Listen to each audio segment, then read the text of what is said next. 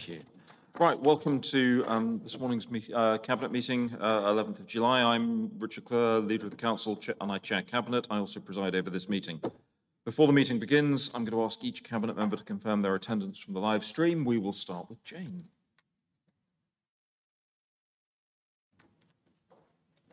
Hello, I'm Jane Davis. I'm the Cabinet Member for Adult Social Care, SEND and Inclusion.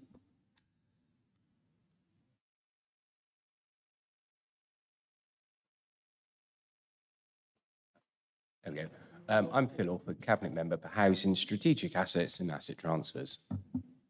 I'm Councillor Caroline Thomas, Cabinet Member for Highways, Transport, Street Scene and Flooding.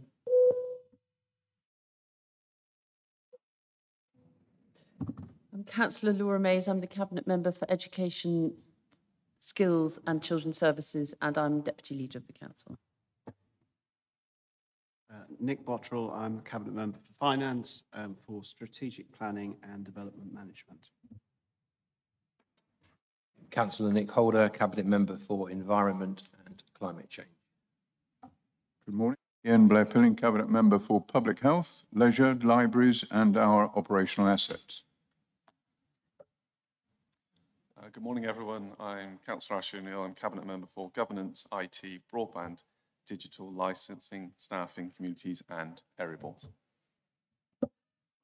I just want to say quickly that I've got to nip out for a meeting with the Local Government Association midway, but I will do that and then come back. No problem, thanks. Okay, any other speakers, including members, can you please introduce yourself the first time you speak? And if you've made sure you've logged into the mic system, it'll come up on the screen as to who you are. So I'll now formally open the meeting, encourage all those watching the live stream to also access the agenda and agenda supplement, very weighty agenda supplement, which is available on the Council's website. Do we have any apologies? Thank you, Chair. There are no apologies. Okay. Minutes of the previous meeting. We've got the minutes. Does anyone have any questions or comments on the minutes? No? Cabinet, are we all happy to approve them? Have a show of hands, please. Great, thank you. Sorry, do you want it before proposed and seconded? Yep. Right, I'll propose it. Thank you. Do we have any declarations of interest? No. Leaders' announcements. I just wanted to provide an update on Salisbury City Hall. We've got, how do I describe this? Some rather foolish suggestions being made by members, I would add, regarding Salisbury City Hall. And I wanted to clarify the position as to where we are right now. Salisbury City Hall, I've got very clear advice from officers that it cannot be opened as a live music venue at this point because of the structural issues relating to the roof. This relates actually back to a similar roof in London in the Apollo Theatre, which fell down. As a result, all of those types of roofs, it's plaster suspended ceiling, have got to be on need inspecting. There was a small section of the ceiling at City Hall that fell down, I believe, in 2018. We had an inspection that went in. It wasn't able to conclude its work. Sorry, I think it fell down in 2019. The inspection went in. It wasn't able to conclude its work before COVID. It has now done, and we've got a report that says basically, because of acoustic stress, you can't play live music in that building. If we reopened it right now, that would not be insurable, and we couldn't play live music in it, so it's not something we can reopen. Officers are working up a report on how we get Salisbury City Hall back open. We are committed to reopen it as a live entertainment venue, and we are looking at proposals around the cultural quarter in Salisbury, which involve, it's a long-term plan, which has involved seeing whether it is possible to move the library into City Hall, to expand it out towards the roundabout in front of City Hall, and to see whether there is a way to make that work. I am anticipating I will have a report back from officers in about 2.5 months' time. At that point, we will know what is possible, what isn't possible, and we will then be able to make a decision as to whether we are merely dealing with the issues of sorting out the ceiling and other issues inside City Hall, or whether we are going to be looking at a much bigger project, a much grander project for Salisbury. I think it is deeply regrettable that we have a petition currently running, and I will be blunt about this, and it's a shame Ian Thorne isn't here, but I don't know if anyone from the Lib Dem side is able to comment. I have a petition being run by a Lib Dem councillor demanding we open City Hall now. If we do that, it's not insurable. And I don't know if we've got any comment on that, but I would appreciate it if we could have a constructive debate over this, as opposed to petitions demanding we do something that we wouldn't legally be able to do. That's the only announcement I've got. If we then move on to public participation questions from councillors. As you can imagine, we've got a lot of questions relating to the local plan, but a few that don't. We will take questions regarding the local plan when we come on to that agenda item. But if I run through the questions we've had prior to that, I have a question from Dave Yearsley, who I gather is with us. Dave, you've had your answer. Did you have a supplementary? Oh, hi. No, I'm not sure I've got a supplementary, but I know there's a possibility that the council will be considering sort of a self-registering volunteering database. It would be nice to know what the possibility meant. Is there a timescale? Is there an officer who may be involved? Caroline, I don't know if you can give any further light there, or if we'll need to get back. Thank you. I'm not able to do that, but I'm happy to ask officers exactly what they meant and if that was the interpretation intended. Okay. Thanks. I mean, I think it's worth noting that the work of volunteers maintaining footpaths is really useful. They come under different guises, and it's really good across the counties. So yeah, take the point, but we'll get the detailed answer to you.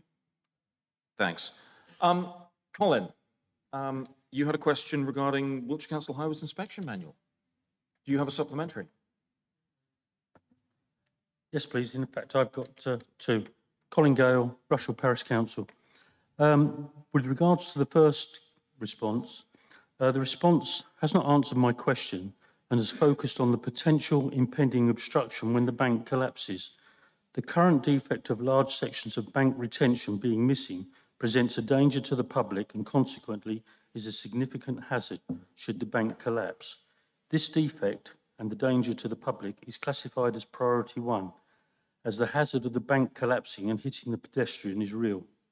Based on the assigned priority 1, I do not believe it is unreasonable to request a timescale for the bank retention to be replaced. That's the first supplemental. Do you want me to do the second one now? I think I'll ask Caroline to come back on that first, please. Again, I would need to ask officers if it's possible to provide timescales at this stage. Thank you. And the second supplemental, I'm pleased to hear that Wiltshire Council agree that it is a statutory duty to maintain the public highway and that the issue is not a discretionary item as stated by the area highways manager.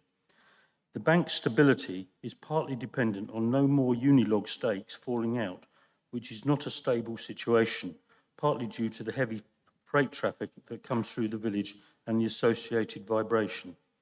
As stated in the background, several contractors have viewed the Unilog structure and concluded there was no bandage solution as the whole section was rotten and past any form of temporary bodge up. Please advise what options are being considered which are a permanent solution. Again, as you'll appreciate, this has been looked at by the engineers, and at this point in time, they believe the bank to be stable and work is not required. Having said that, it is under ongoing review. So again, I would have to refer back to officers to confirm whether or not they believe in the immediate future any further work is actually required. But obviously, as has been stated, it definitely will be kept under review. Okay, thank you. Will I get a response to the supplementals in due course? You will get a written response as soon as we can get it to you, yes. Great, thank you very much. I believe that brings us to the end of questions. So if we then move on to the main agenda items, we are going to start, and we have a sort of set way of handling agenda items in Cabinet. Financial items always come first. If we get finances wrong, if nothing else in the council works. So we have two financial items to run through, and then the main event, as it were, of the local plan. So Nick, it's going to be the Nick Botterill show. I hope you've got a good glass of water or something to hand. So over to you, Nick. I don't appear to have one. There we go. If I suddenly gasp, you'll know what to send out for. Okay, so as I reported last week to the Financial Planning Task Force, you'll not be surprised to hear again that the administration is broadly satisfied with the financial outturn for last year. I think that's a reasonable position, because when you stop to consider for a moment just what happened last year with the rise of inflation, some would say the sudden rise of inflation, Bank of England would say the sudden rise of inflation, since they seem to fail to have forecast it, and the level of general economic uncertainty, then an overspend of 1.839 million, large sum, obviously it's millions, but in the context of the overall budget of this council, the net budget of this council, it represents just 0.4%. That means that 99.6% of expenditure was in budget. And it was a material improvement on what we reported at Q3 as well. I'm also told that many councils up and down this country would give their eye teeth to be in a similar, relatively benign position as Wiltshire. However, having said all of that, we're inevitably drawn to certain aspects of it. There are some sharp variances, notwithstanding the overall small net overspend. And, everybody can see that the adult services section in particular, which represents, I think, in itself about 3.5 times the size of the overall net overspend. This is obviously an area that we are, I wouldn't say concerned about, but certainly have to spend more time looking at. And again, because I said it at the Financial Planning Task Group meeting, there have been changes in financial circumstances, financial arrangements, and the way people pay for services have played a big part. Actually, I'll go further to say that while we accept what has happened, we don't expect this pattern to be repeated, and we'll have taken steps and will be taking more steps if necessary to ensure that this doesn't recur. Another point I would highlight is the dependence on underspends resulting from capital financing is obviously significant. And just as you should never count on, or should never have thought that permanently low interest rates were part of the landscape forever, I don't think we can practically depend on high interest rates having a similarly beneficial impact as they have done last year into the future. We have to accept that strange era of very low interest rates, prolonged very low interest rates, is over now, and that it probably won't return. And we have to be prudent, and we have to plan for a cost of money at levels which actually are much more common throughout the last few hundred years. So, we are going back to the normal rather than departing from what was an abnormal since the financial crisis in 2008. Final point, I would stress that you should look at the overall level of reserves, and notwithstanding the particular sore of the direct schools grant, special needs, and the reserve, the negative reserve, that's taken another £10 million, knocked off our total number for last year. Our overall level of reserves remains stable at around £100 million. And that obviously includes a much more healthy general fund reserve, 28 million. We've been trying to improve the general fund reserve for a number of years, but 28 million represents a sizable improvement. And together with our earmarked reserves, which have been obviously arranged around our ongoing activities, these reserves are all the sort of lubrication and the financial flexibility inherent in our balance sheet. And that allows the council to keep a firm grip on its finances. And I would say there's nothing better that a council can do than keep a firm grip on its finances. And that is what Wiltshire Council has done. Thank you, Nick. I wanted to echo a lot of that. I think the report we have here is testament to a number of things. I think, firstly and most importantly, to the work that officers have done to take what was, when we were setting money aside, a very significant overspend caused by inflation, and to actually make sure that at the end of the day, we are bringing in something that is comparatively tiny. Given the situation that we have been through over the last year, I think that is a really stunning achievement. And I think a lot of credit goes to the officer team for the work that has gone in to achieve that. Yes, there have been some fortuitous elements in there, but actually the fortuitous elements only arisen because of the problem that we faced and has by no means addressed all of it. I also think it's testament to the very prudent financial approach that we take as an authority. If I take the gamut of authorities across the country, I mean, Birmingham just introduced complete spending controls because they don't have a grip on their finances. I understand that there are other councils much nearer to hand right now that are in the middle of introducing very similar controls. We are not in that position. We have got a firm grip on our finances, and as a result, we are able to deliver everything else that we need to deliver. Without that financial management, nothing else works, and it's really important to note. I would also note in here that we are now able to release funding to reserves for the last part of our business plan priority programme, the last element inside our manifesto that we'd said we'd take action on, which is around litter. I'll ask perhaps Caroline to just cover some of the points of what it is that we're going to be able to do there. It's proved one of the trickier areas to come up with a cogent plan for, but we do now have a plan in place. And I think that's really important to note. I'll come to members after Cabinet.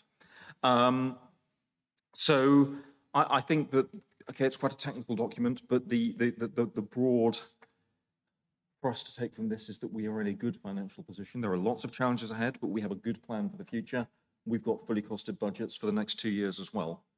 As you say, I think virtually every other council I know would love to be in that position. I'm not aware of a single one that is. Caroline, I don't know if you wanted to come in on the litter side.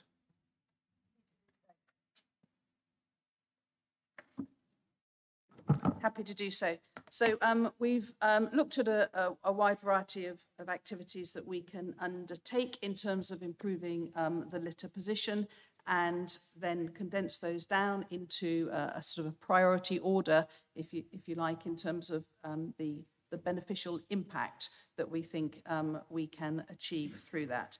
And I'll quickly run through the highlights of that in the order that we are proposing to use the money. So the first one, which is a bit of a shift, if you like, is the introduction of mobile camera for enforcement purposes. So we're going to introduce mobile cameras.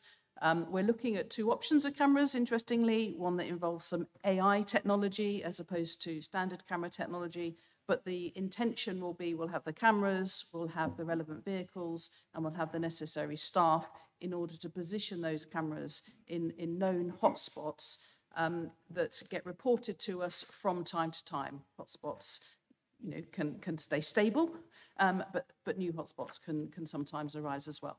So that's the first major spend. That's a first-year cost of about £105,000, and depending on whether or not we go with the AI or the more traditional camera solution, a cumulative 2-year cost of £210,000. The next area, which again is slightly new for us, is fly posting enforcement. I think everybody gets really, really fed up with the amount of detritus that's left stuck on our lampposts, that's often on our railings, and so on and so forth. It looks very scruffy once its purpose has been met, and the owners of often don't come back and remove it. So we're going to have a big push on fly posting enforcement, which, depending on how hard we go, could actually become self-funding.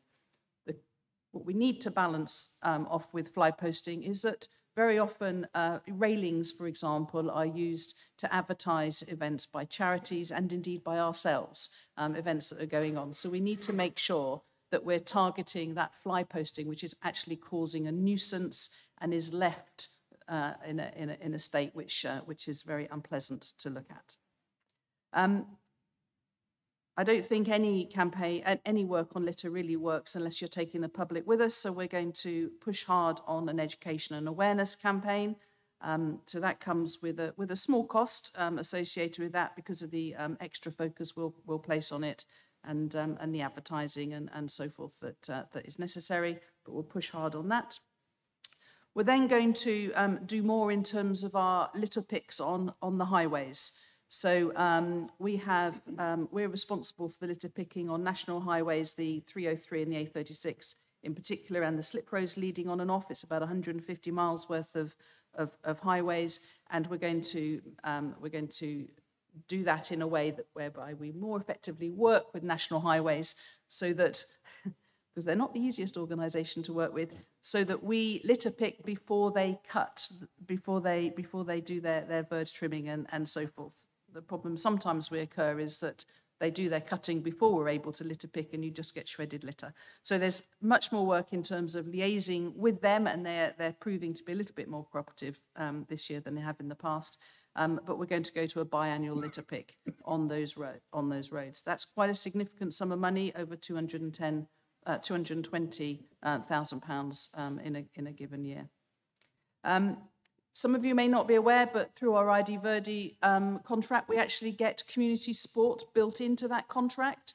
So we get up to 52 events a year supported by ID Verdi. So if you've got particular concerns in your local areas, please do contact us and we'll make sure that ID Verdi work with you to deliver an event in your local area, because they are required to do that under the contract. So we'll push that along. We're then going to pay some greater attention to some of our multi-storey car parks. I think everybody knows and appreciates that our multi-storey car parks are often the area used, unfortunately, with some antisocial behaviour and litter, and the use of the stairwells can be particularly unpleasant. And so we're going to support the councils where where services have been delegated, but we're going to support those with more cleaning in those multi-storey car park stairwells. To support them. So again, doesn't come without a heavy cost, but 5 car parks, a visit every month to do that extra cleaning is an annual cost of £33,600. We're also going to do a one-off piece of work on multi-storey car park maintenance to push that along, and that will be subject to a capital bid, so slightly separate. And then the last one that we're going to focus on is more on our rural roads, so biannual road and verge litter picking. We'll do that more on a reactive basis than a scheduled basis. I think it's better to go where we know that there is litter rather than just as a matter of course do the rural areas. So we'll be again looking to our members, parish councils, town councils, to tell us where there's a particular problem in terms of our rural roads, and we'll offer a reactive service to deal with those. So when you add those figures all up, you happy with I taught the numbers? When you add those figures all up over a cumulative 2-year period, we're going to be spending just shy of £1 million taking those initiatives forward. And I hope that will result in a much cleaner and a more pleasant environment for us all. Thank you. I must admit, I wish we weren't having to spend any money on litter collection. In a world of trigger warnings, I should come with a trigger warning that dropping litter makes me see red. But we, in the same way that we've taken an approach with fly tipping that's seen significantly more prosecutions, lots of crushed vehicles, and a 40% reduction in fly tipping, we now want to get the same sort of effect. And that's why I'm so keen that we have some form of active cameras and the ability to prosecute people who are dropping litter, and also who fly post. Fly posting is not, it's a form of littering because they never come down, and it's illegal. So I am delighted that we are finally able to take this action. I'll stop on that particular hobby horse because I could go on for a long time and see if anyone from Cabinet has any further comments on this item before opening it up to the floor. No? Thank you. In which case, and I apologise, I've got the order I've got listed, so I'm going to come to Pip first and then Graham. So Pip as Chair of the Financial Planning Task Group. Thank you, Chair. Councillor Pip Redout. I broadly support what the Cabinet member said. The group were broadly satisfied, especially in these inflationary times. We were pleased we'd almost balanced the books, and we also give huge credit to the Cabinet member and the finance team. The savings were better than ever, not quite 100%, but better than they've ever been. We have issues and need further investigation and training on the HRA and DSG because things have changed on those, and the DSG remains of great concern. We were very pleased the reserves have gone up. This is something I've been on this group since 2009, and the reserves have been going down and down and down when we'd agreed we should have 20, and of course that's gone up as the years progressed. So the fact that the general reserves are now up to 28 million is very prudent. As to all the other things we discussed, we need a decision from somebody, which my colleague Graham Wright will take up, I'm sure, that we need some scrutiny of Stone Circle. But that can be in the future, and I don't know who will do that. And any of our queries we did have where the overs or underspends, the select committees will take forward to match with their investigations into performance and risk, because you can't have performance and risk being done separately to the financials. But apart from that, I have nothing more to say. There is a paper with all the questions, but I don't intend reading it because you're short of time. And it runs to 3 whole pages of questions that we had, but we got nearly all good answers and we know where we are. Thank you, Chair. Yes, thank you, Pip. I think your point about reserves is really, really important. It's very easy to say we need more reserves. It's somewhat harder to do it. We've now got reserves at a level where our 151 officer says they should be. That's the position every council should be. And again, it's a position, from what I can see, very few councils are in anymore.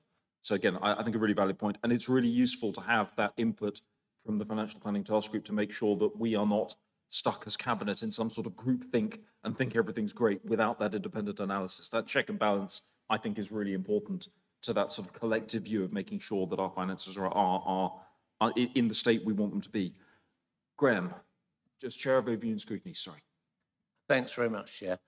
Just really to compliment the Financial Planning Task Group for the quality of their questions and the quality of the answers, and to remind everybody it's a cross-party group led very well by Pip, so thank you very much for chairing it. But the essence of my conversation is that the report is good as we could expect, and so I think we can leave it there and move on to the capital.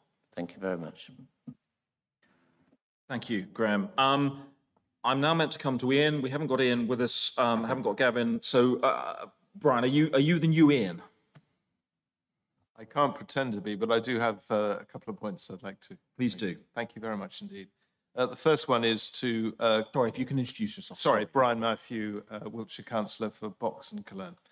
The first point is to say it's good to hear about the litter picking work, and I completely agree with you on that problem. And it would be nice to see the likes of McDonald's and Kentucky Fried Chicken and those other retailers perhaps put more in to help pay for that cleanup or sort it out in some way or another. But we should be giving kudos to our staff that are involved in that, and also to the commitment of community litter pickers who do a tremendous job all over the county, but can't be relied on to deal with those main roads, obviously. The question that I wanted to put, and this isn't to beat Wiltshire Council, because I believe this is a problem that extends across the country, is this issue of sign-off for the accounts for the last 3 years, and the likelihood of them being signed off. I believe there is a problem with that, and it would be nice to know what is being done from Wiltshire Council's perspective to try and sort that problem out. Thanks. I'll let Nick and possibly officers answer. I mean, as you point out, this is a national problem. I sit on the New Forest National Park Authority. That's an easier set of accounts. Even there have been interesting problems in getting a new accountant in place. The accountancy industry really doesn't want to do local government accounts. They are too specialised and not profitable enough for them, would be my reading of it. But I'll let Nick run through the details. Yeah, okay. Well, on the first point, with litter, the Cabinet member for Highways and myself met recently with McDonald's. And you'll be pleased to know that we, I think, emphasised would probably understate our approach to this. I think whacked them over the head with a quarter pounder and cheese probably would be a better description. Look, we really emphasise that this is something that we're not prepared to put up with any longer. To be fair to McDonald's, I don't know about KFC, but McDonald's do patrol a significant radius around their outlets. So, for instance, in Chippenham, and I go past that regularly, the immediate area is quite clear, consistently clear, and much better than it used to be, and actually better than the neighbouring Sainsbury's, which is often has plastic bags wrapped around the trees and things like that.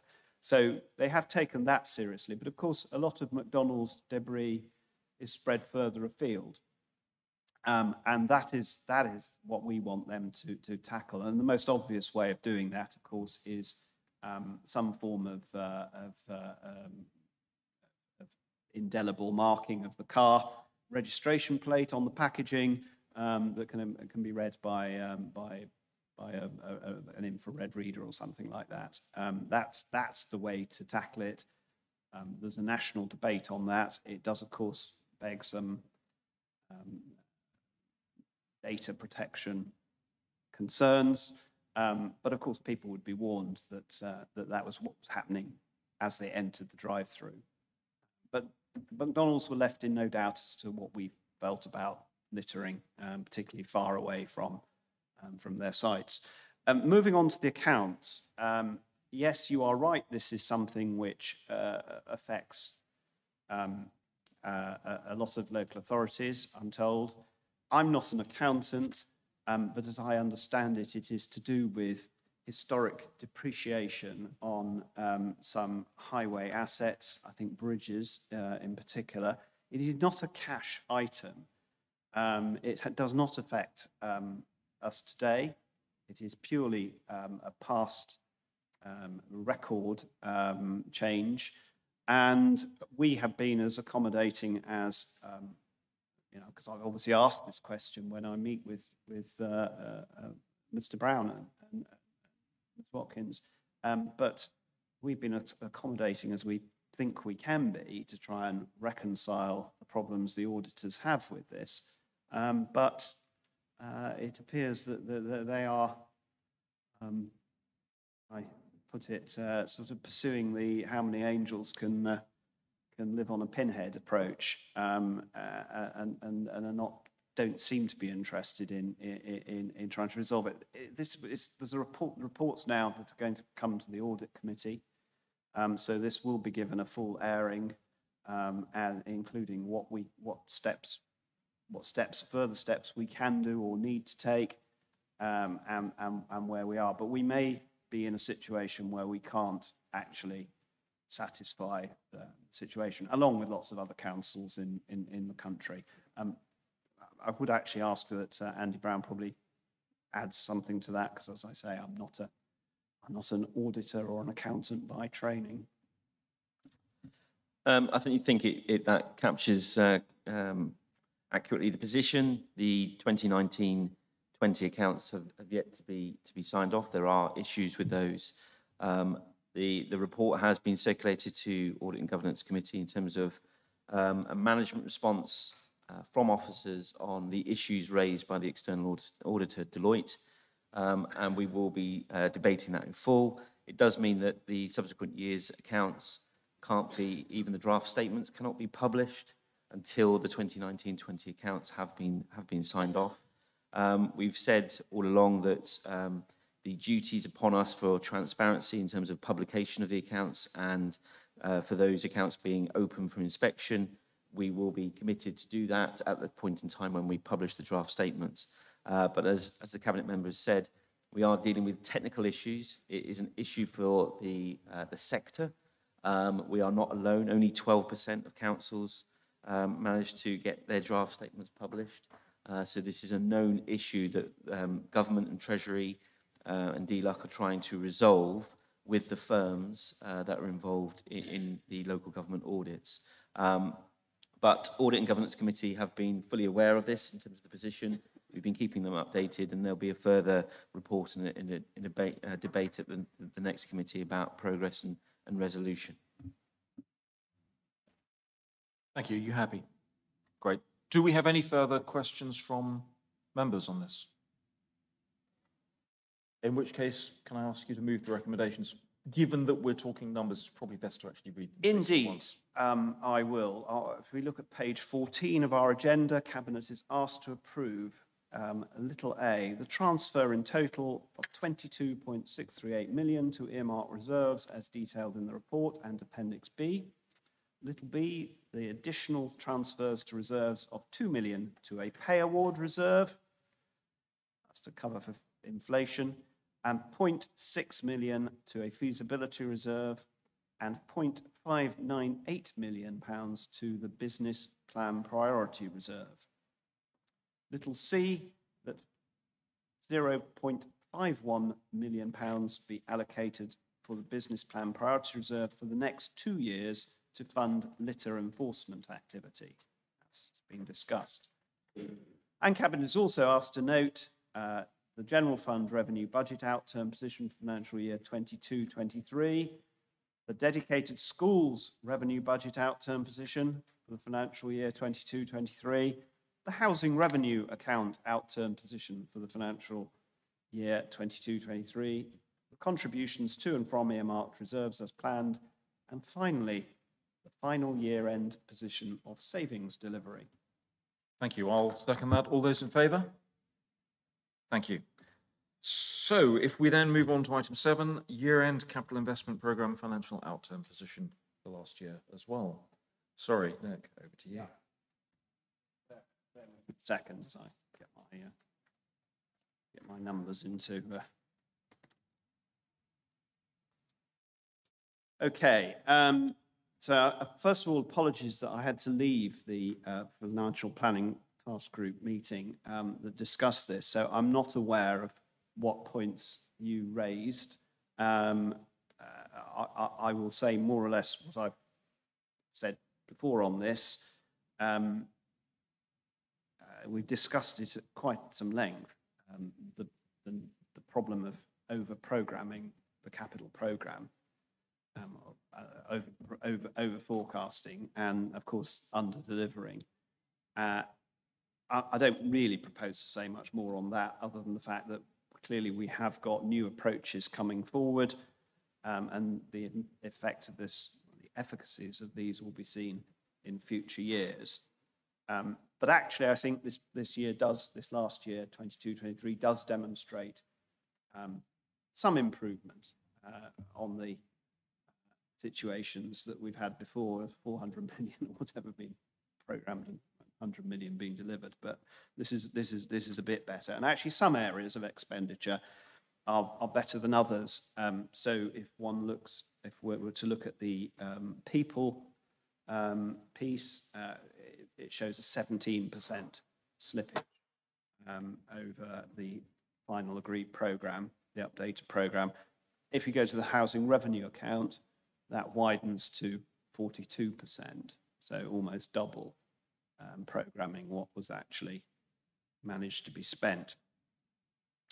I guess the only other point I will stress is that, because it would be remiss not to mention or to refer to the fact that the lower level of CapEx, of course, does have a beneficial impact on our borrowing profile, and indeed has revenue impacts as well. So almost £6 million to the good in terms of interest saved, net interest saved, and minimum revenue provision, which does not have to have been made. I said when we considered the Treasury Management Report at the last Cabinet that we will plan for the future interest rates in a prudent and not a speculative way. But we'll always remain active in ensuring that we secure the best all-round returns. That's the approach. We're not going to make bets on interest rates, but we're going to make sure that we make our money work for us, and our balance sheet is a key part of that.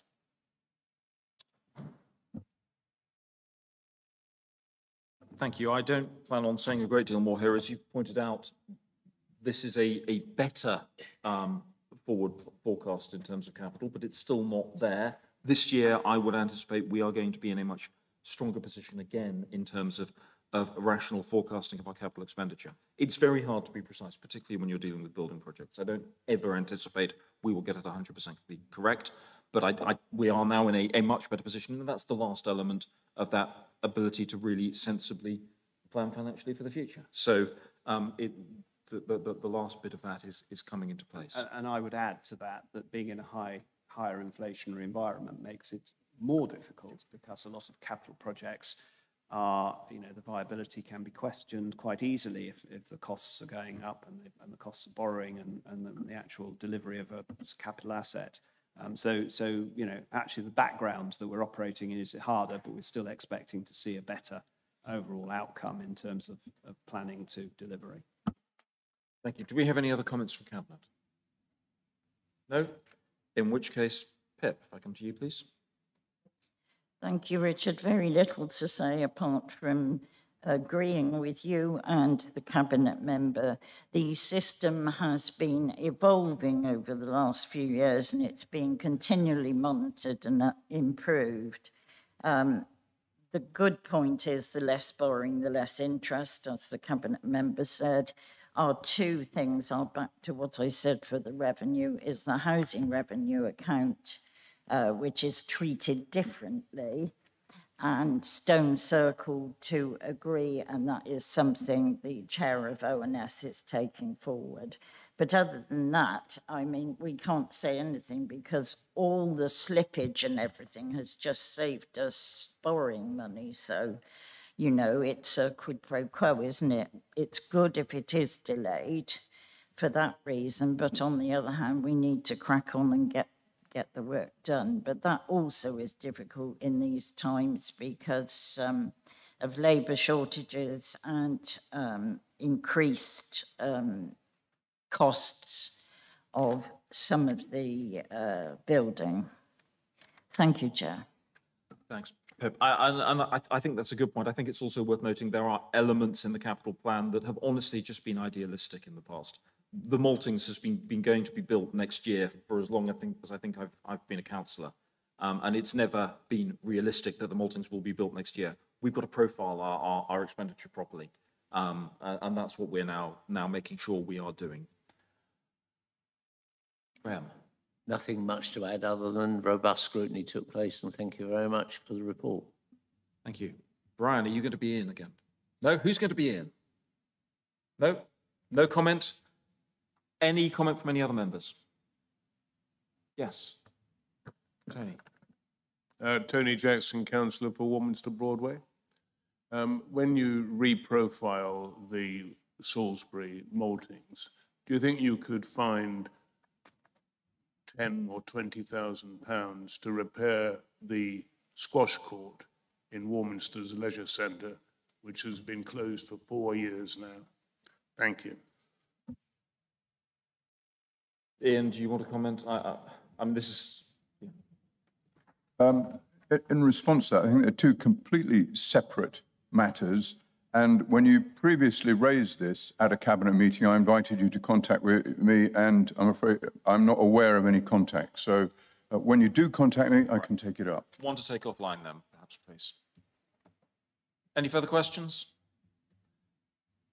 If you can move the proposals here, I wouldn't suggest reading all of these. I think we're into a more formulaic area. I'll just like to say I'm delighted the opposition can sleep soundly in their beds and think that these reports are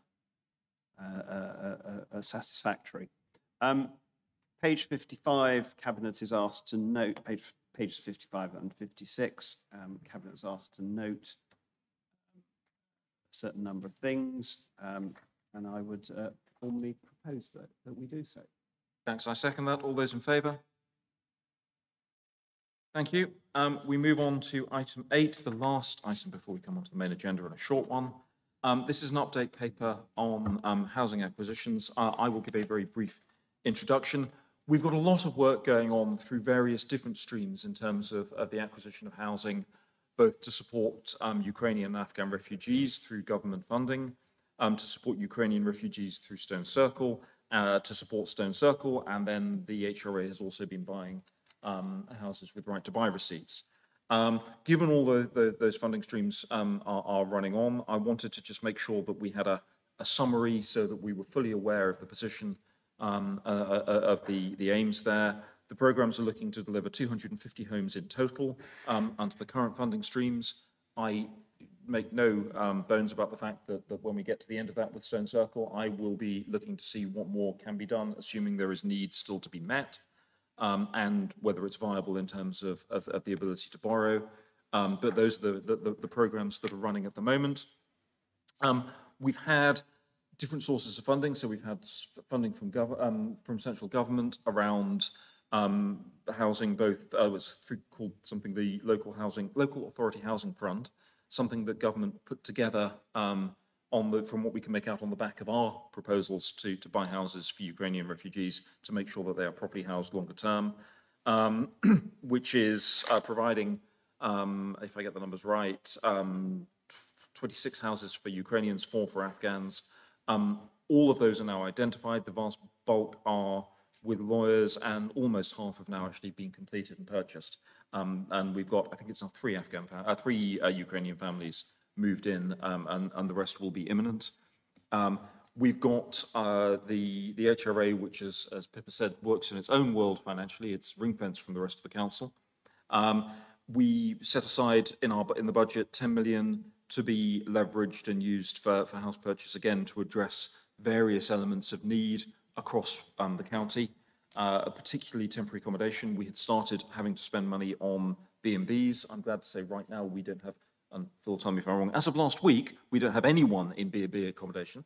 It can fluctuate, but we are now back at a point where we've got that under control. That is a massive cost saving to us. If you look at district councils around us, some of them are spending millions of pounds a year on B&B accommodation for temporary accommodation. We are using temporary accommodation, which is far more settled. It means we don't have children inside B&B environments, which we would avoid at all costs.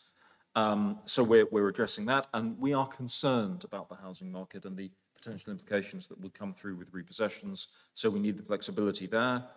We're proposing that will be leveraged through up to a sort of 25% to 75% equity to debt ratio. So it would be 40 million available in total.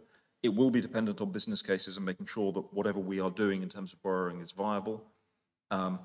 Then we've got the work with Stone Circle, particularly, which is steadily buying houses, but we are particularly gearing up around Ukrainian. So just to identify the breakdown at the moment, the Local Housing Authority funds 30 units, Stone Circle have 89 in the pipeline. They are looking at more. The general fund activities have got 14 units identified to date, and then 110 with the future general plan fund units, that 40 million that we've been talking about, that will need to be identified on an appropriate business case for each element. We've got areas that we know we want to look at.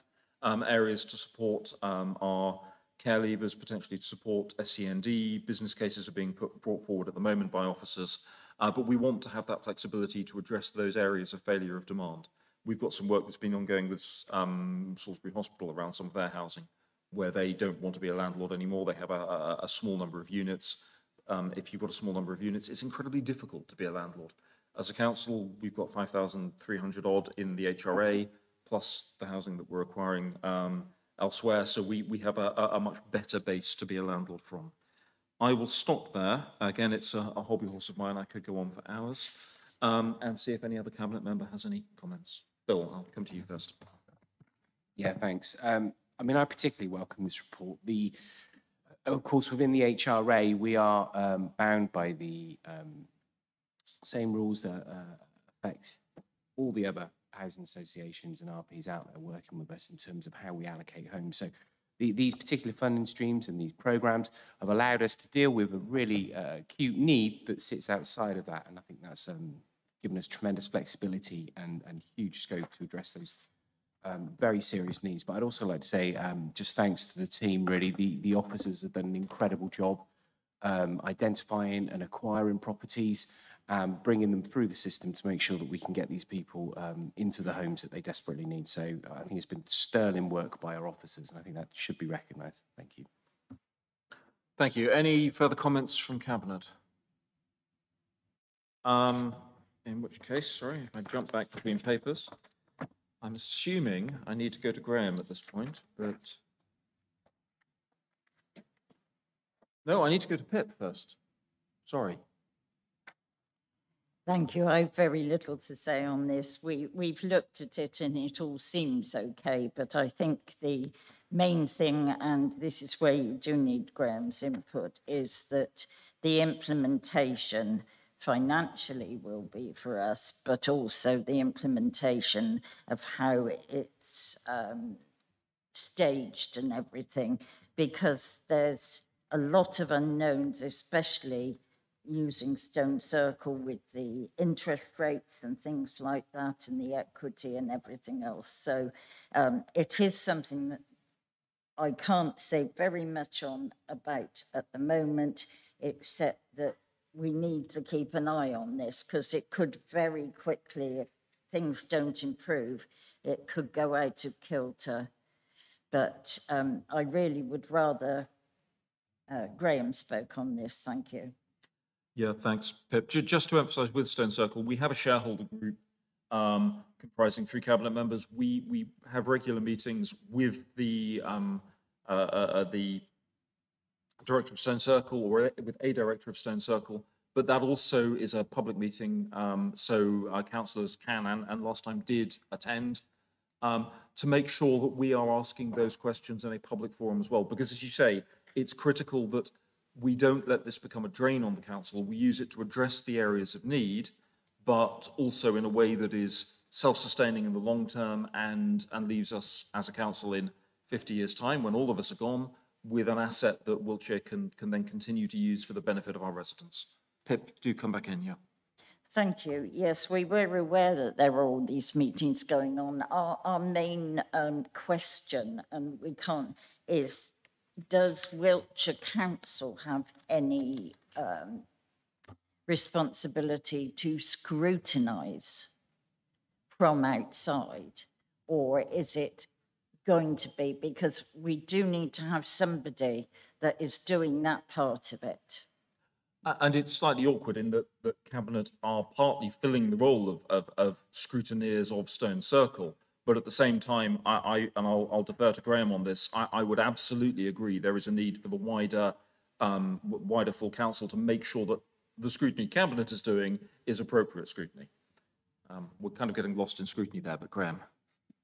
Yeah, thanks very much. And Pip's right.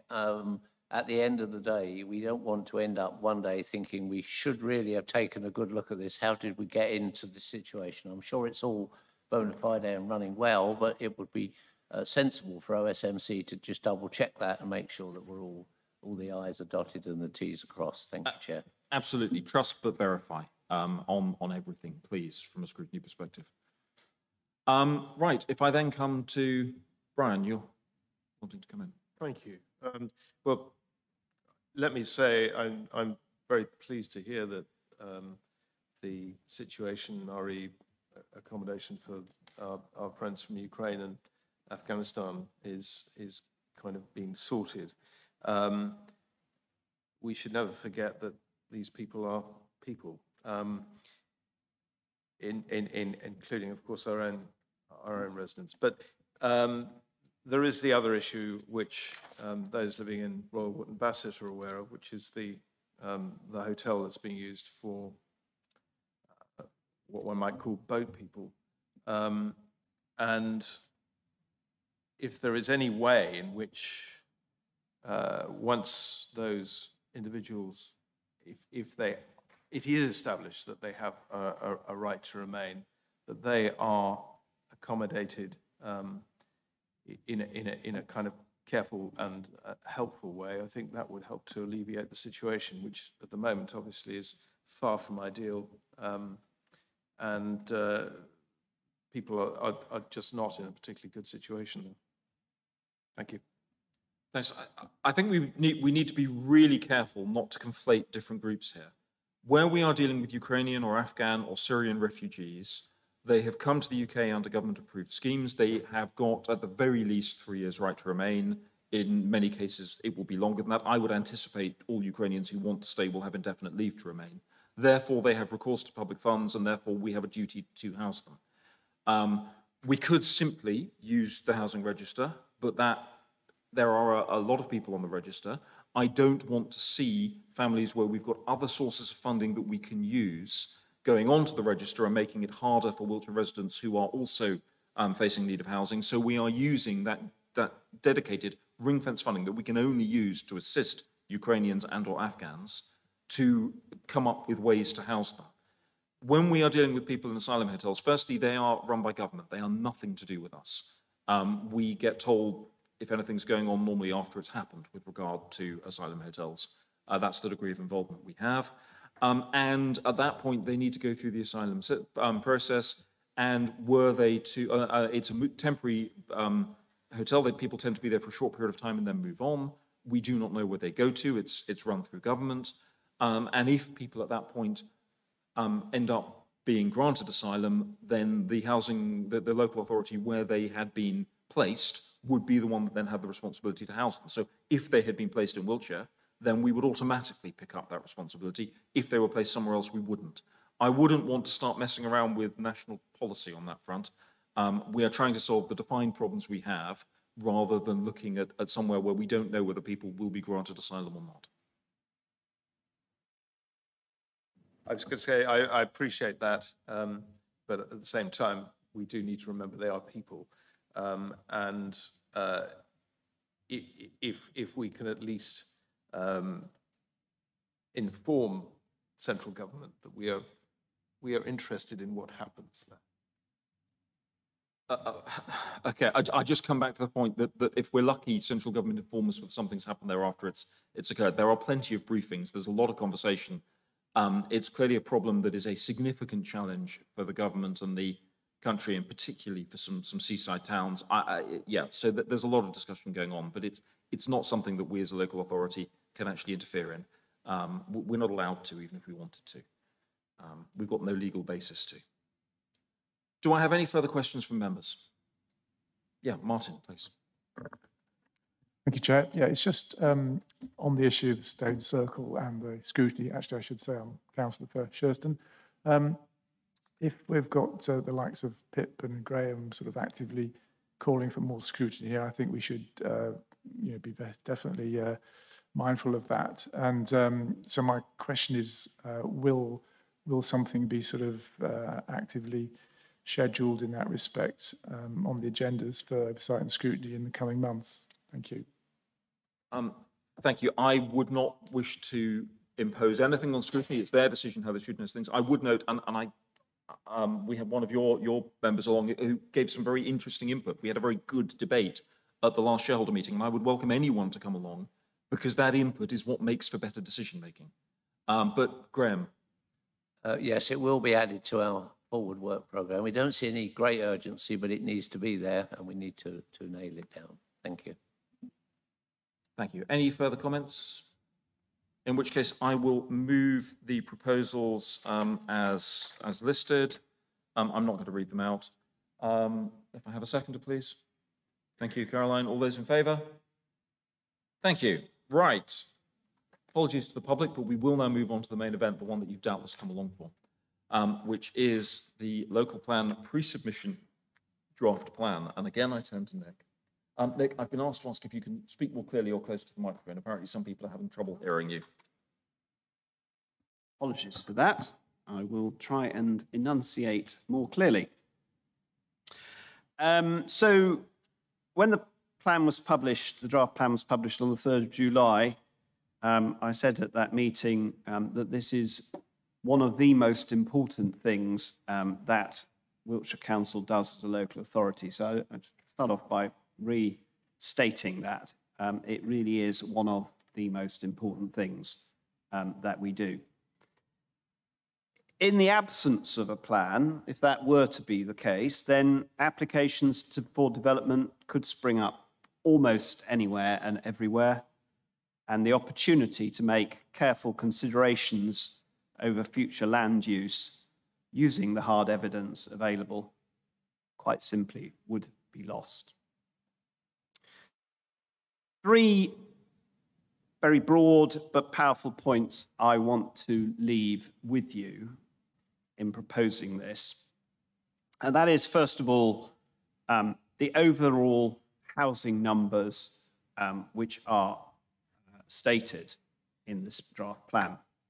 This is a period which covers up to 2038, and the plan is prepared on the basis of a much lower overall housing need than was envisaged previously.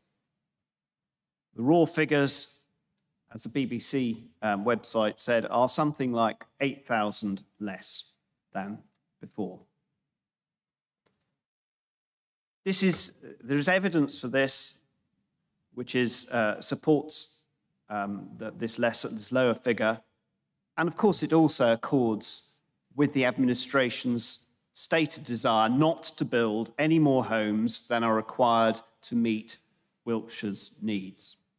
We have no desire, absolutely no desire, to concrete over this beautiful county, and this plan is all about meeting reasonable need.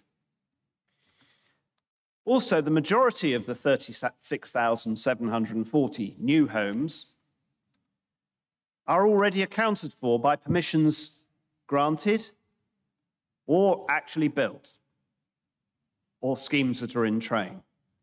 The balance, approximately 14,500, half of this can be accommodated on the site allocations, the additional site allocations, which are proposed in this document. And that leaves approximately 7,000 to be identified in the future 14 years of the plan. And there will, of course, be updates which take account of circumstances at the time. So this is up to 2038. So along with this lower total and taking into account the envisaged phasing, this means that over the next 7-year period, rather than an average of 2,250, which has been the average delivery over the last few years, this will be 35% less than that, or around 1,470 homes, new homes per year, 35% less. Very importantly, the 40% affordable requirement will apply widely.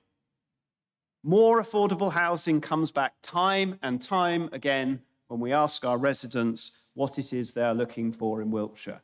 40% is the target for this plan. The second major broad area that I want to highlight is how this plan will help deliver the Council's zero carbon ambitions. Not only are the standards of new buildings to be significantly improved by way of minimum energy standards, but there'll also be ancillary solar panels and the like on the roofs, and this will start for the first time to contribute towards offsetting. These standards are among the toughest in any draft plans which have survived the inspection process, the independent inspection process that this plan will have to go through in order to become our policy. These are amongst the toughest anywhere in the country that have gone through that process, and they will maintain Wiltshire's position at the forefront of carbon reduction in the UK. That is the mark of our ambition. So in addition to brownfields, in addition to the new allocations of sites, brownfield sites are to be prioritised. And biodiversity net gain is set at 20%, not the government level of 10%. All again are a huge step change in the pace for Wiltshire. And the third point, this is also about growing the Wiltshire economy. Not only is it important that Wiltshire has sufficient homes, but also that there are sufficient future jobs. So it's not only an ambitious plan, but it's also a facilitating one to ensure that Wiltshire has the employment space in the right places to enable it to prosper in the future. Now, I've had this said to me directly, we don't need any new jobs. Oh, yes, unemployment is currently low at the moment. But if we fail to provide adequate space in the right locations, many jobs of the future just won't develop. We're already actually having people coming to us saying they can't find anywhere to operate their business from. Their business has expanded, and they're looking at moving out of this area, and they will take the jobs with them. So this is about future-proofing. This is about facilitating the jobs of the future and attracting new embryonic businesses. And if we don't do this, if we fail to make sufficient provision for jobs, we're just simply selling out the futures of our residents. I'd like to conclude by saying, this is a difficult bit. I don't think for a minute that everything set out in this plan is uncontentious. Clearly it's not. There are plenty of different views out there. And site selection for new homes, by its very nature, is likely to be difficult to satisfy everybody's demands. This is about a process, and we're engaged in that process. This is about agreeing whether the draft local plan, in its current form, goes to full council, and then from full council on to consultation. We're not actually able at this stage to drop or change individual sites. We approve it or we don't approve it. And I would say, as I stressed earlier, the consequences of not having a plan and not approving it are truly dire. Unrestricted development or government's edict on where building will happen. So that is certainly not a route that any prudent or rational local authority would want to take.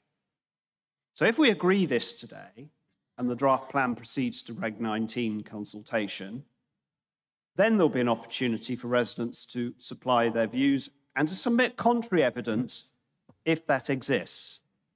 That's the way that the system that we're operating under works.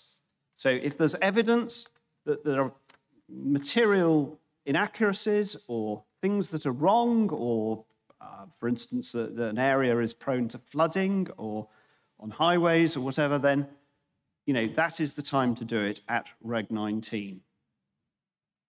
And so you'll be pleased to know I've come to the end, but just I'll reiterate, the compilation of this document has been evidence-led.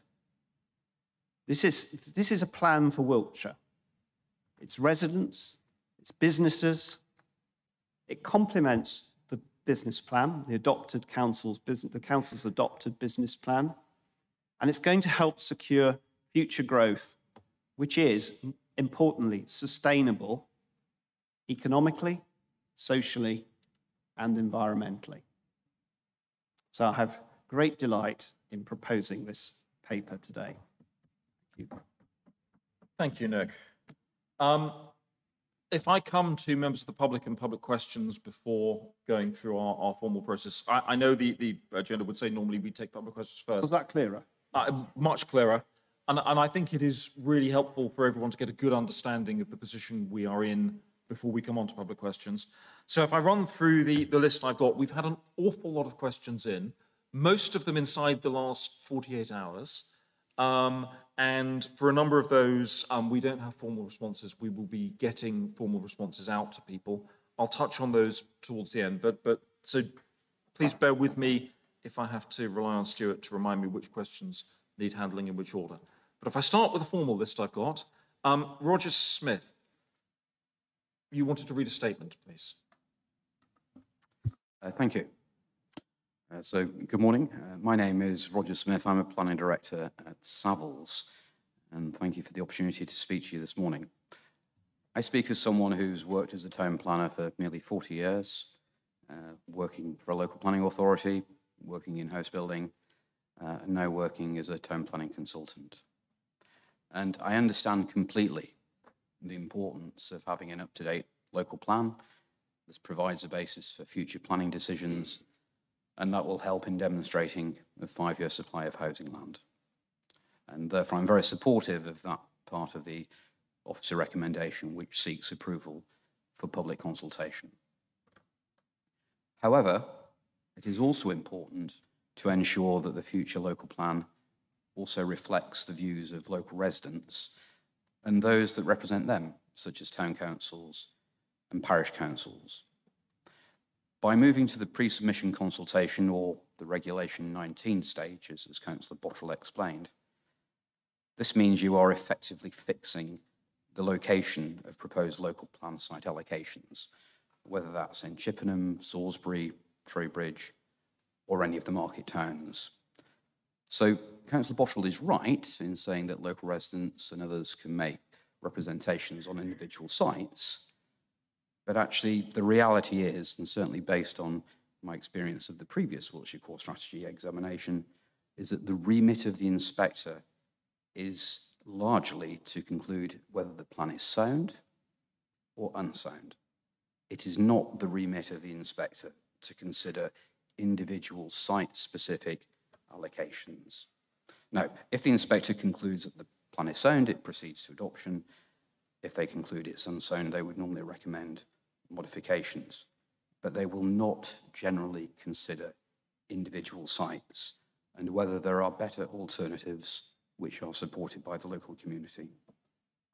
So my advice is that you should approve the content of this local plan review, as Councillor Bottrell has explained, but actually it should be for preferred options or a Regulation 18 stage. You may recall that the previous consultation, which was agreed in December 2020, whilst it identified potential sites, it did not set out preferred sites from the council's perspective. So local residents have not had the opportunity to make representations on those sites. And when they do, based on the previous core strategy examination, the inspector will give them little weight. So a preferred options or Regulation 18 consultation will mean that local residents and those that represent them, such as town councils or parish councils, will have a far more meaningful role, a genuine role, in that they can assess the local plan allocations which affect the local areas. They can provide local knowledge to inform the local plan process, and they can also propose alternative local plan allocations based on that local knowledge. The results of this consultation could then be reported back to you and your colleagues later this year, which would then allow changes to be made to a local plan review which better reflects the views of the local communities of Wiltshire. I've been made aware, actually by one of your colleagues, a district councillor, of where a town council in Wiltshire is very opposed to the proposed local plan review allocations in that town and prefers an alternative location. That and other town councils and parish councils did not have the opportunity to assess the preferred options which are now set out in the content of this local plan review. So undertaking a consultation of the preferred options would then allow a subsequent pre-submission or Regulation 19.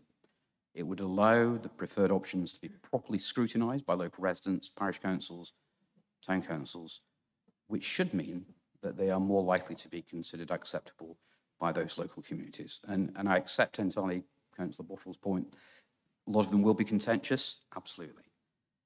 But although it would involve an element of delay to the process of the local plan review in terms of adding in an extra stage, my view is that planning should be first and foremost about putting development in the right place. It's not the process, it's putting development in the right place and fully involving local communities in the choice of those allocations. So I would encourage you to agree the content of this local plan review for public consultation as per the recommendation. But if you genuinely want to involve local communities in this process, this really should be a Regulation 18 consultation and not a Regulation 19. Thank you. Thank you. Nick, if you want to come back, and I don't know if officers want to give any input here as well. Okay, well, I would start off by saying you were right that there was a previous consultation that took place, and that was well supported, and a large number of responses were received to that. And I guess it's always a balanced scorecard of which process you choose to adopt. And when you are talking about developments and competing interests, then I think it's never easy. And a lot of decisions can be 49, 51. That's why you have to go with the evidence-led approach. But you know, it sometimes is not possible to be, to come up with a slam dunk in every respect. So I'd say, you know, it is a balanced scorecard between the different approaches. The choice to go Regulation 19 now has consequences. So would doing what you've suggested as an alternative. Because of course, another factor is these things take an awful long time to go through. And meanwhile, we've already got residents who've suddenly had developments approved, often on appeal in their areas, not on sites that were allocated for housing, because of course we've got a 5-year land supply deficit. And so therefore we've had towns like Malmesbury, which has had 3 big hostile applications made by developers because we haven't got to Reg 19 stage. Government tells us that if we get to Reg 19 stage, then we will not suffer the consequences of having a 5-year land supply deficit, although they haven't confirmed that yet. That is stated as the intention. So doing what you say would also have consequences for residents. And I think, you know, the best I can say is this is a balanced scorecard. This is the choice that's been made. We have sought to be as open and to attract as much input from residents as possible. We've been scrupulous in the way we've managed the evidence base and not had you know, outside influencers coming into that. So yeah, we are at a position which we you know, we are proposing to do this. What you suggest is an alternative proposal. It would add delays. Would it add? It might add another dimension, but I don't think it would substantially change the outcome, other than delaying everything for another possibly year or so. That would be my take on what you're proposing. But I'm happy to hear what the Chief Planning Officer might say as well. Yes, to invite Nick Thomas to come in. Thank you. Yes, I'm Nick Thomas, Director of Planning. It's an interesting proposition and something that we've thought about before. I know some other authorities do more than one Regulation 18 consultation, and getting that balance right between repeated consultation and moving to Regulation 19 is always a challenge for every local authority. I think we just need to think about, I suppose, how we've got to the point where we are. This plan has been subject to extensive consultation at various stages since 2017. And those responses have informed and shaped the plan that we have today, as of course has the evidence base, which Councillor Botterill said, that's informed the allocations and the policies in the plan. For me, it's about striking that right balance. We've obviously got implications and consequences for delaying the plan. And for me, the plan has been prepared based upon sufficient consultation. There's also been extensive informal engagement in different levels with different communities, with different developers and landowners. In a perfect world, yeah, you'd want to consult and engage, but there's always that balance to strike. And I believe we have struck that right balance. The priority for me is getting an adopted plan in place. It brings back control and allows us to bring forward development in a planned way, which is what the planning system is all about. And there also will be that extra layer of consultation in the autumn, and following that, the potential for local people, for businesses, for landowners to be attending the examination and give evidence and put their views across at that stage. So there are still further stages beyond this. But my personal view is that we've struck the right balance. It has been informed by engagement and consultation as well as evidence, and I think we are now ready to take the plan through. Thank you. Thank you. If we then move on, the next question was from Richard Kerr, who I don't believe is with us. Normally we just take questions as read. The question here was relating to the number of houses allocated to a specific site, and the point that came out in the answer is that that site will deliver beyond the 2038 period of this plan. Therefore, more than one plan period. It's not over-delivering inside the plan period, it's delivering beyond the period of the plan as well. We then have Nick Parry. Do we have Nick Parry here? Thank you. A number of questions there. Hannah Anderson-Jones. Is Hannah here? No. I then have Richard Walker, who I don't believe is with us either. Andrew Nicholson. I haven't seen Andrew here. Right. Do we then come on to other questions that we've had in? If I could, sorry, move on to that list, please. This could take a while, but we'll run through them. I don't know who we have here or who we don't. Gary Dingley. Dean Hiller. Rupert Parson. If you're here and you have a supplementary, please let us know as we get through. Carla Moores. Anne Whiting. Ellie Butcher. A lot of these are repetitive questions, but I just want to make sure that we're picking up anyone who has turned up and wants to ask. Phil Ray, Melanie Galpin, Kirsten Webster, Tim Guy, Lynn or Andrew McLaughlin, Judith Burns, Alistair and Francis Barrett. We have a couple of questions from Andy Galpin again, Jeremy Court, Simon and Fiona Thomas, Annabel Hepburn, Dr. Polly Jacobs, Neil Jacobs, Sally and Graham Exton. Just to explain the reason I'm reading these out, we had a lot of these come in late. I want people to make sure they understand from the record that we've got their question. Andrew and Sarah Robertson, Lynette Walsh-Evans, Dean Hillier, Andrew Chadwick,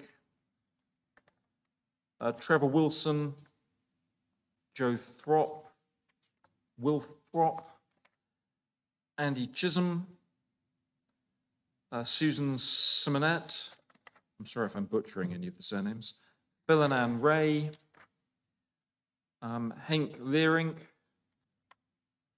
Anne Whiting,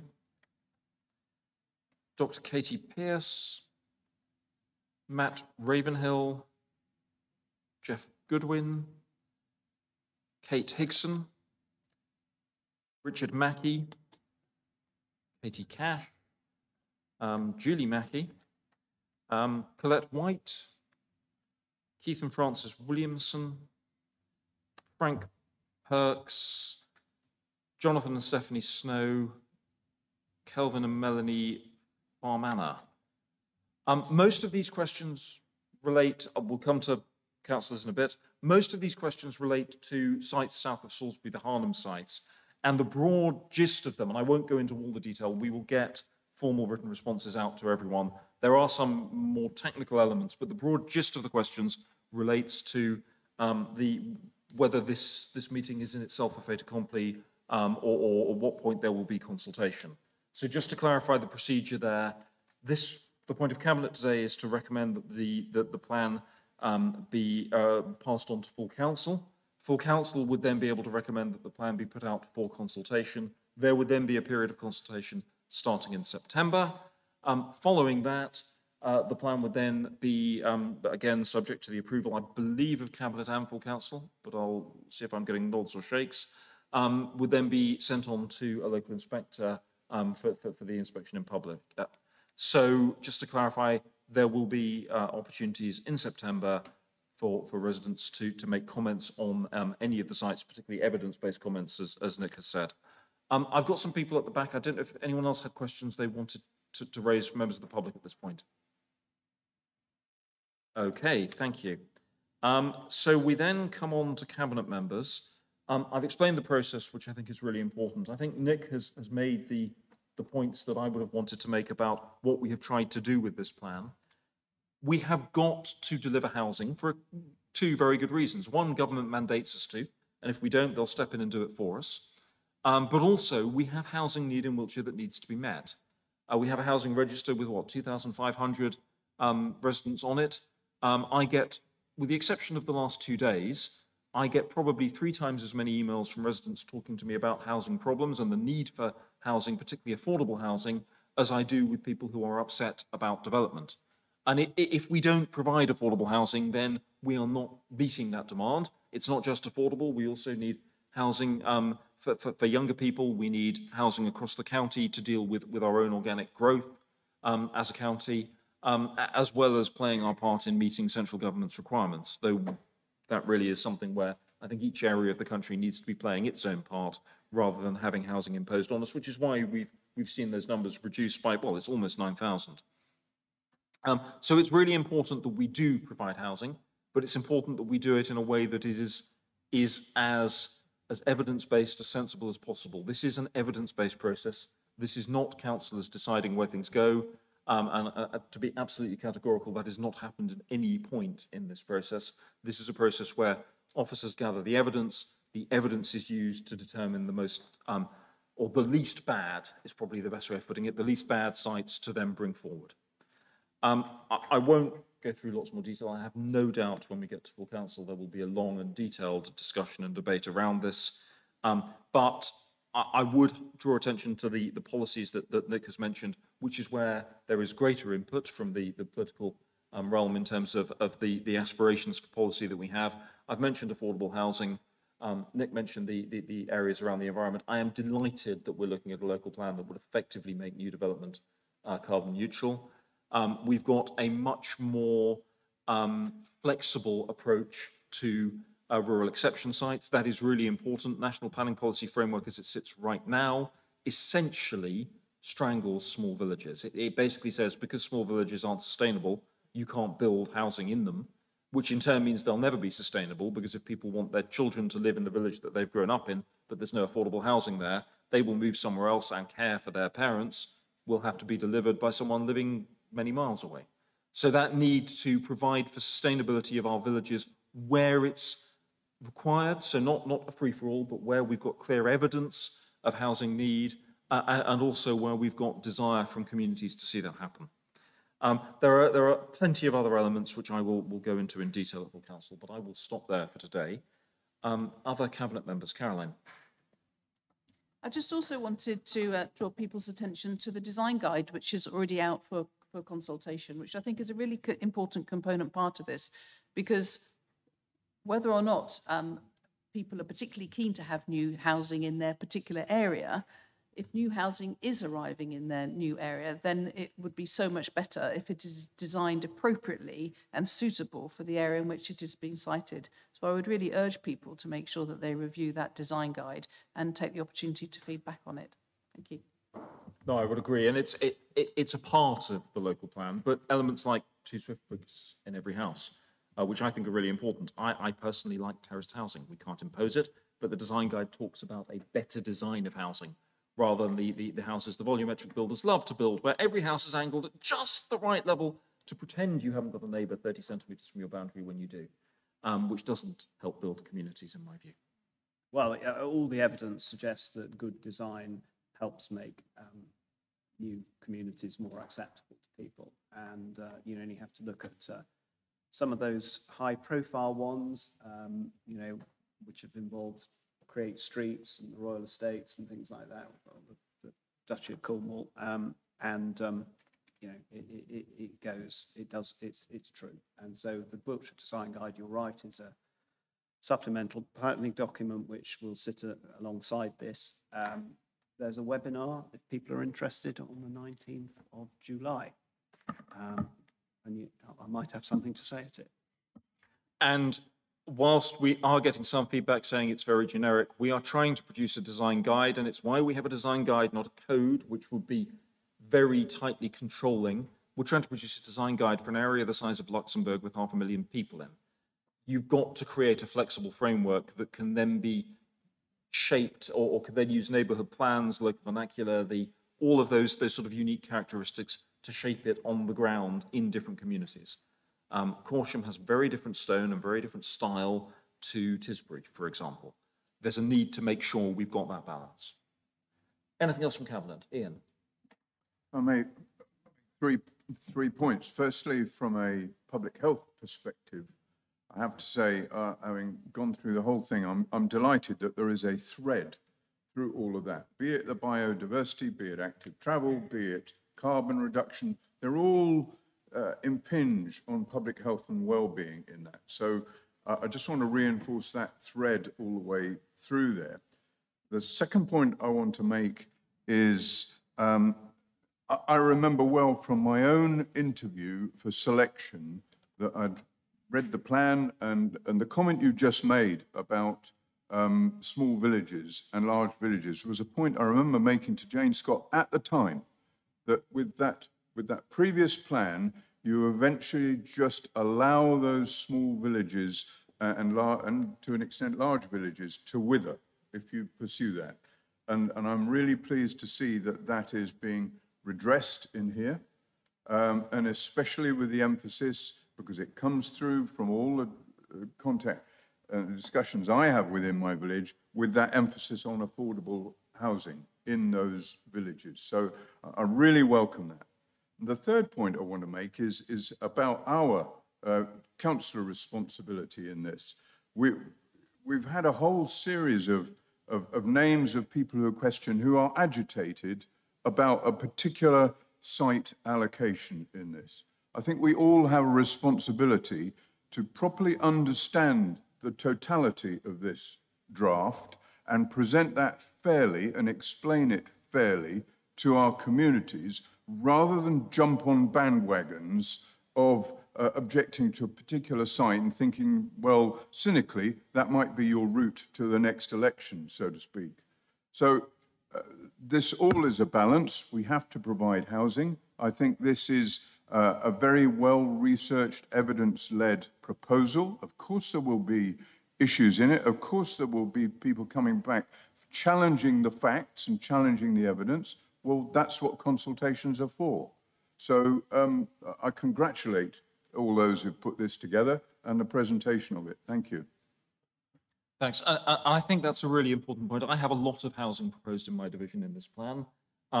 It's housing to support Salisbury. I have a lot of residents who have been emailing me, and a lot of Sven's residents have been emailing me. But we have got, it comes back to the fact, we have got to make sure we are providing enough housing to meet our need and meet that demand, and particularly that affordable demand. House prices are so expensive in most of Wiltshire now. If we aren't providing affordable housing, we are not giving the full range of our residents the opportunity to remain and thrive in Wiltshire, and we absolutely have to. Sorry, again, I'm on a soapbox. Jane. I just wanted to mention three things which I think are important and are addressed in the plan about how people would like to live in Wiltshire. One of the things is local employment land, and I welcome the safeguards that will mean that it does become local employment land. Historically, all market towns had their own sort of business centres, and people didn't have to travel between centres to actually go for employment. I think it's important to be able to reinstate that. I also welcome the increased flexibility for small villages to develop housing should they choose to do so. It's not going to be unfettered development, obviously, but it gives flexibility because our primary schools are the core part of many places where people dwell. They're very significant, and those will come under pressure unless we do have kind of a mixed economy of how people live, how people work. And then the final piece of that jigsaw, as has already been mentioned, is affordable housing. You know, I represent several villages, and it's very common for small cottages to be bought and then extended, as is people's right, perfectly right, but then they become unaffordable for younger families to come in. And that, again, affects primary schools. So I welcome all those three things. Thank you. Thank you, Jane. Anything else from Cabinet? In which case, if I then come to Graham, you're speaking as chair of the Climate Emergency Task Group? Yeah, thank you, Chair.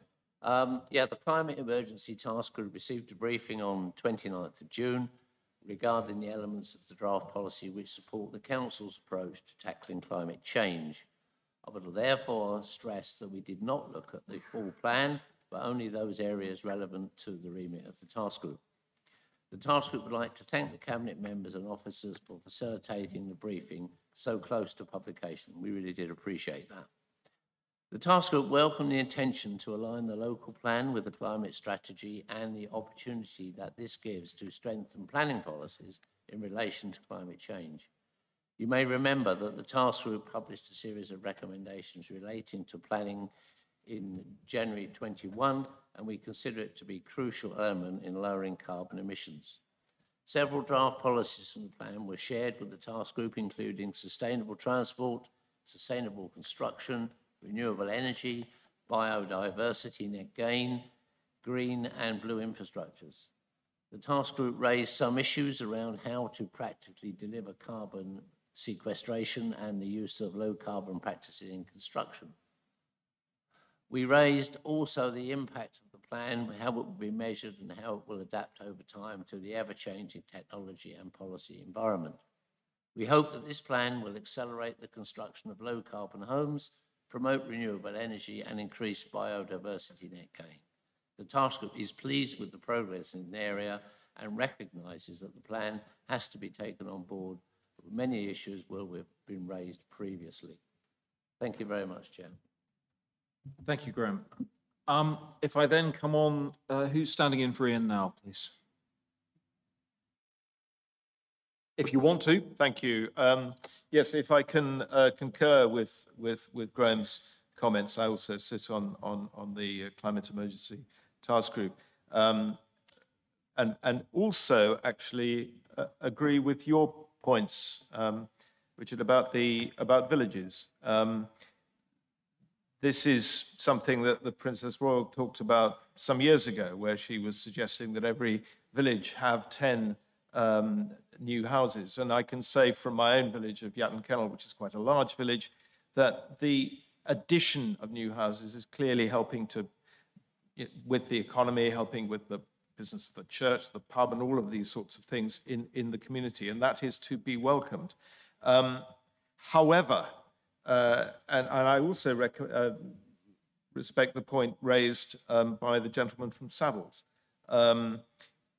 with some interest here, because I would say, is it not time that our local plan is driven by imagination and vision for a better Wiltshire?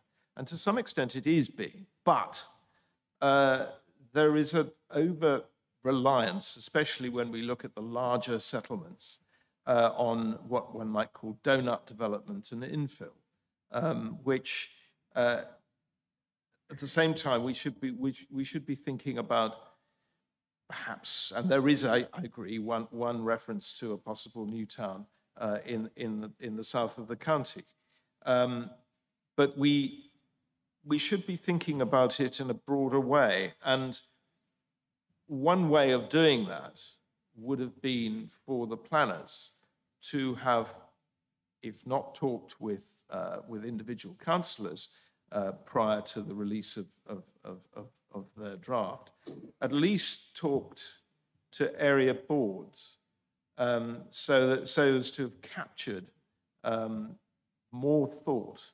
I mean, as we heard from the briefing that happened a week or so ago, there was quite a lot of angst from all sides of the House on this.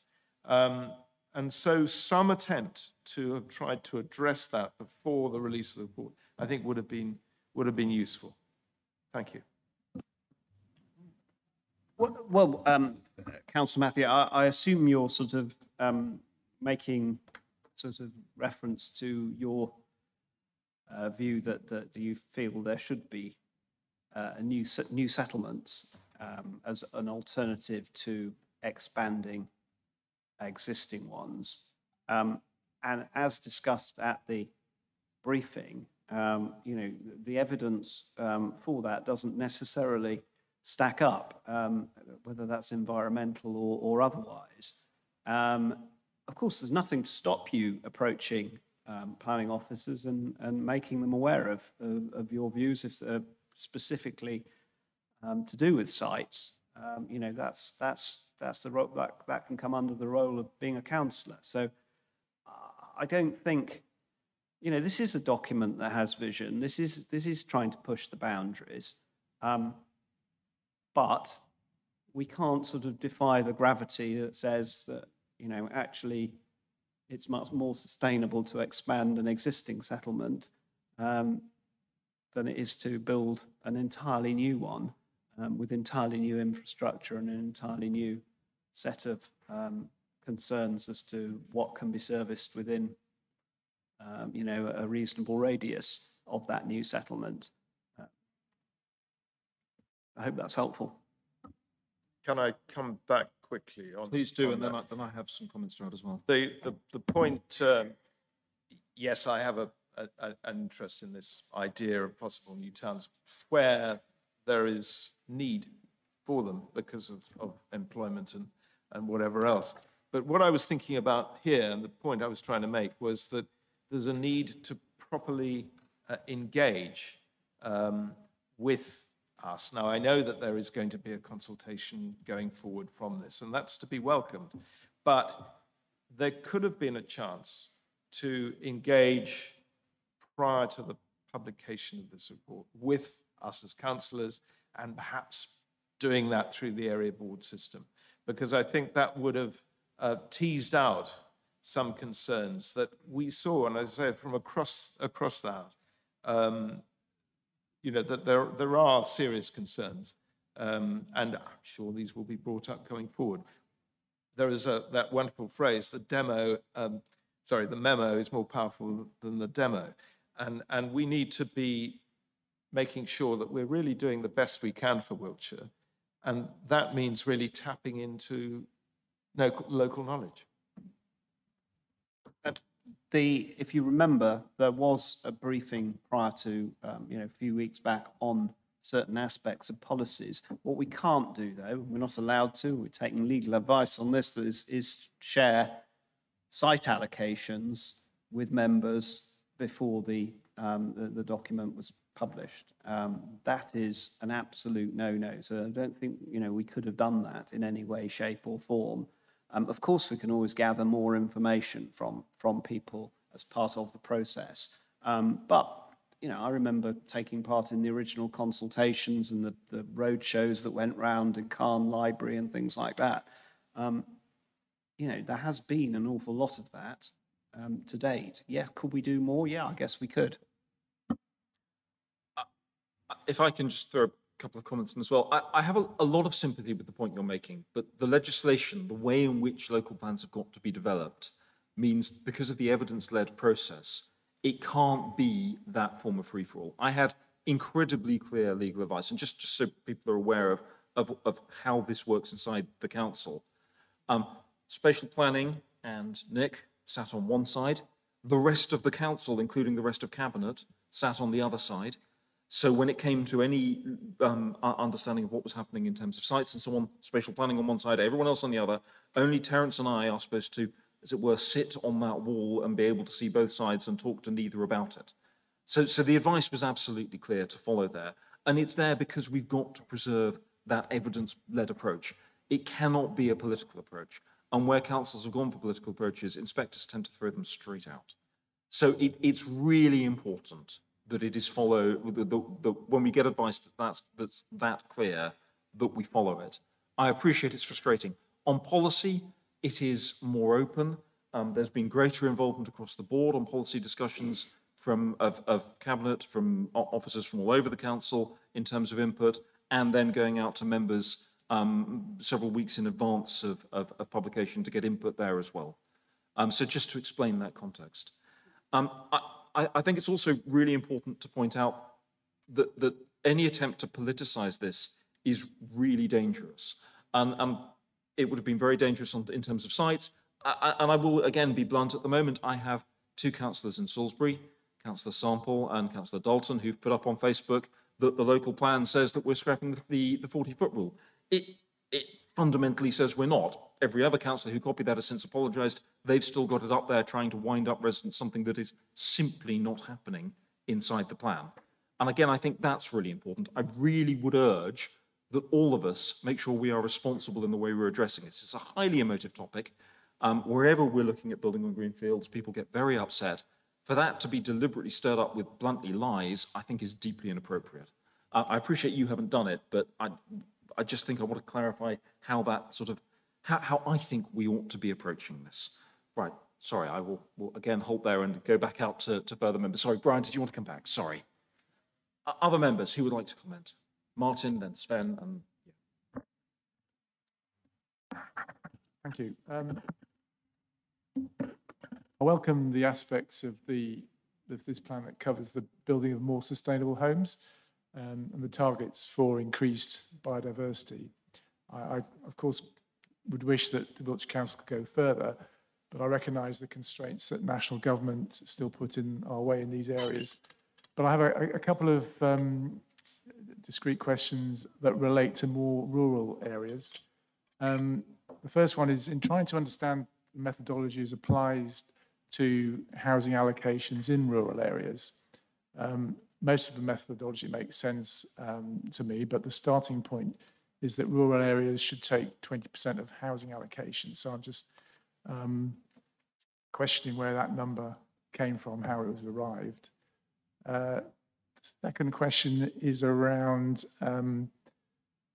local service centres and large villages. Obviously, no preferred sites are defined in the plan for them, but the comment there is that neighbourhood plans need to be reviewed and updated.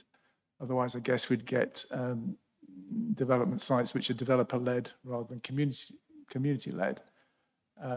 But looking ahead to this need and the resourcing issues within the planning team, will communities get the support they need in reviewing these neighbourhood plans?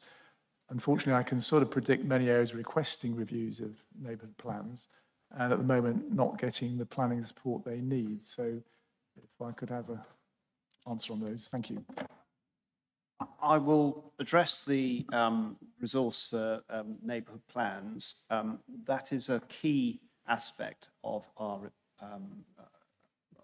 how we're ranging the planning department going forward, spatial planning department going forward. We absolutely want to make sure that neighbourhood planning is adequately resourced and that people have the tools and are able to be taken to the right places so they can develop their neighbourhood plans. And more neighbourhood plans, more reviewed neighbourhood plans. In terms of the other questions you had, I probably know the answers, but I think you benefit from hearing direct from officers. Nick, I don't know if you want to pick up, or Georgina.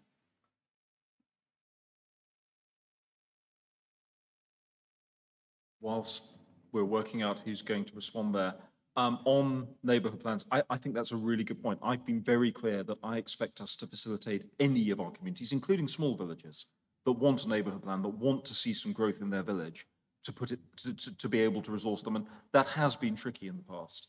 And there have been small villages, certainly one of mine has been told, really, you can't have a neighbourhood plan, you shouldn't do one. I don't think that's the right approach. If they want one, and they can identify a landowner who's willing to put sites forward that work for the village.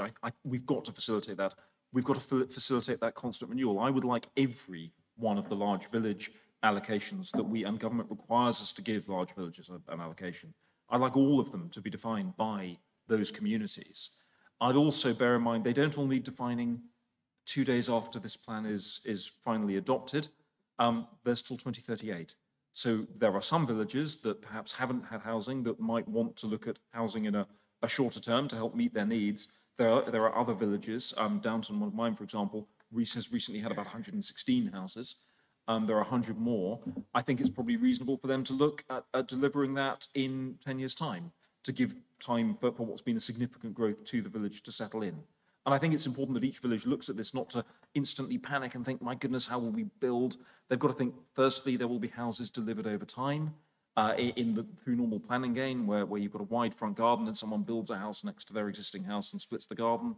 And then where there's residual, where we know that won't come, enough housing won't come through, that villages take ownership of that and say, what is it we need? Where do we want it? How do we best shape our community? Neighbourhood planning really lets us do what I wish, Brian, we could do for the whole county, but national policy doesn't let us do. It really does. So we've got to take advantage of that. Nick, Georgina, sorry, to answer the 20% and defined sites issues.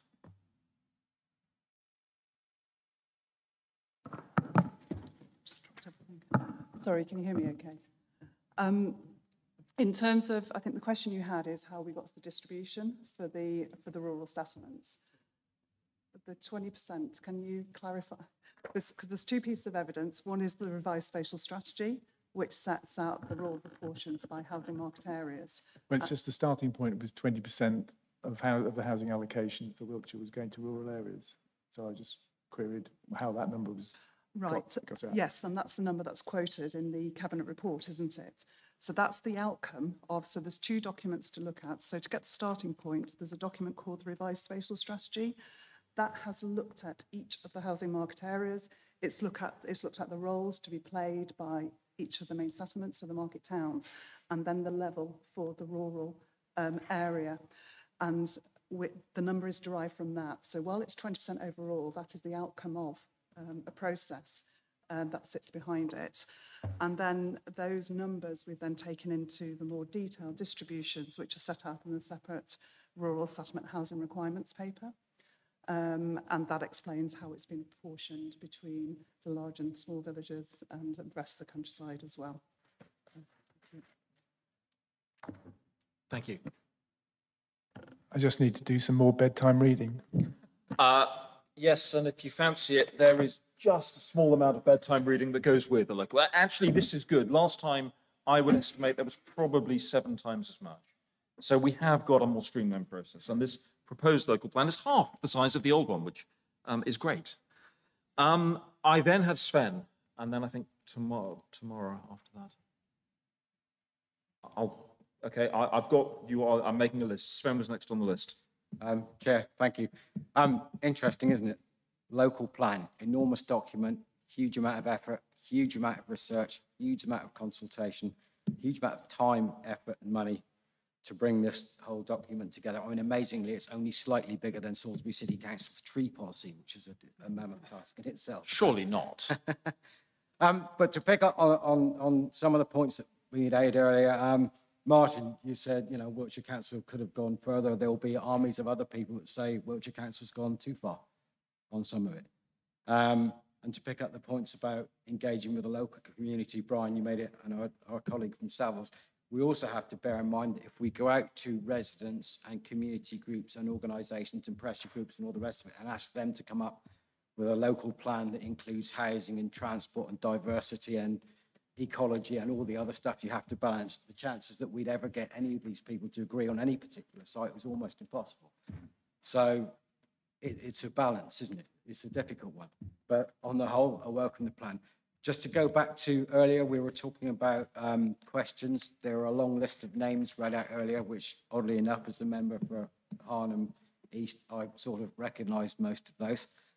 And it would be a bit remiss of me as the local member not to read out the one question, if I may, that has popped up in my inbox and yours, Richard, as well. So if you'll indulge me. So this is purely Salisbury Harlem East. Areas 8 and 9, South Harlem, on the Wiltshire Local Development Plan were not identified as preferred sites on the Salisbury Site Selection Report published in January 21. The decision to actively proceed with their draft approval of the sites for development was only communicated to the public in July 2023, which was only published in the last few days. So the question, if the views and involvement of the local communities are considered an important part of shaping Wiltshire Council's local plan, would the Chairman of the Cabinet agree that communities affected by the proposed development in areas 8 and 9 have not been given sufficient notice and time to consider and engage with these proposals and have not been given an equitable opportunity compared to those of other sites to fully engage with the democratic process? If not, we fully request that the plans to formulate approval of areas 89 on the draft plan to council next week be postponed until the next cabinet meeting and to allow the communities to engage in the proposal in a constructive democratic manner. I'm very grateful that we've already agreed that we can or we will respond individually to each of these residents who's answered the question. So I'm very grateful for that. I'm not expecting a reply to this question now in this chamber because I think we've already covered that earlier in the meeting. But thank you for your indulgence, Chair. Thank you, Sven. I will reiterate the point I've already made, and then I'll let Nick and Nick come in. But there will be a consultation process here. This isn't about democracy. This isn't votes. This isn't 6,000 residents say build on this site and 3,000 build on that one, so it's the 6,000 that gets built. This is an evidence-led process. It's got to be about the planning merits and dismerits of any site. But yes, there's a process to make sure that we capture all of that and understand particularly any dismerits that may apply to the site. That's an awful word. I'll try not to use it again. You said what I was going to say. Nick, did you want? Sort of a similar type of question, I suppose, to the point that Mr. Smith was raising a little bit earlier. The last round of consultation in 2021 did include sites, of course, for allocation and sought comments, and those responses have been taken into consideration. Inevitably, in the 2 years that's taken place since then, the evidence has evolved, and inevitably, some of the sites will inevitably change in terms of, the evidence that underpins that, land ownership interests, viability data, all that sort of thing. So yes, in an ideal world, you would consult on the final plan, and then you'd get those comments and review, and then refine and refine. However, the plan is substantially the same as what we consulted on in 2021. There are clearly changes, and I believe the changes aren't fundamentally different to justify a further round of regulation 18 consultation. And as we said before, the opportunity to make representation will take place later this year and then an examination next year. Thank you. I then had Tamara. Thank you, Richard. Apologies for leaving the meeting briefly. I just needed to resolve a flooding issue in Worton and Marston with the portfolio holder for flooding before he left. Over the last week or so, I've discussed the draft local plan with the parishes I represent, and broadly they welcome the plan. In particular, the significantly reduced housing need across the whole county, and in particular the plans related, the sustainability related plans, so buildings for net zero and micro energy generation, the biodiversity net gain increase to 20%, and the active travel commitments. The villages I represent, though, have raised a concern around the methodology on the modelling for the large village allocations, and are keen to know whether a straight line approach has been applied or a more granular approach taking into account factors such as topography and poor road access. And I know that they would appreciate more information on that. Thank you. Thank you. I think that requires an officer comment, if that's okay. Georgina, Nick? Thank you. We've set out the methodology that we've applied within the Rural Settlement Housing Requirements paper. I'm not entirely sure what you mean by a linear approach versus the alternative, but I'd be very happy to follow up after this meeting with any clarification. Thank you, Georgina. I'll look at that in more detail. Thank you. Thank you. But if we can make sure that's addressed ahead of full council, please. Thank you. Who did I have next? It was either Richard or Ian. Richard and then Ian. Thank you. Richard Budden, Tisbury. Like other councillors, I welcome particularly policies 85 and 86 dealing with sustainable construction and low carbon energy, in which the council is following the lead of other councils, including our neighbour in Bath and North East Somerset. But my question relates to the section on water resources, policy 96, and I refer specifically to paragraph 5.226. Wiltshire is identified as a water-stressed area. It's a big statement, and the water consumption targets set out in policy 96 go beyond current standards and beyond the position of Baines, for example. There's a reference to an Environment Agency document, Water Stressed Areas 2021 classification. I've taken a look at that, and it's a very bald and simplistic listing with no evidence in support of it. There are references to a number of plans for different river catchments. There's a widespread and understandable belief among residents that Wiltshire's fresh water supply from the huge aquifers under the southern part of the county give us relative security from any threat of water supply shortages. So if this element of the plan is to withstand independent scrutiny, if we are to demonstrate this element of the plan is evidence-based, residents are to understand and be motivated to cooperate with water consumption targets as set out in Policy 96 that are quite demanding. There's a need for better communication regarding what is meant by water stress, what the consequences would be of failing to address the issue. So my question is, can I please ask for a clearer and more comprehensive presentation of the case?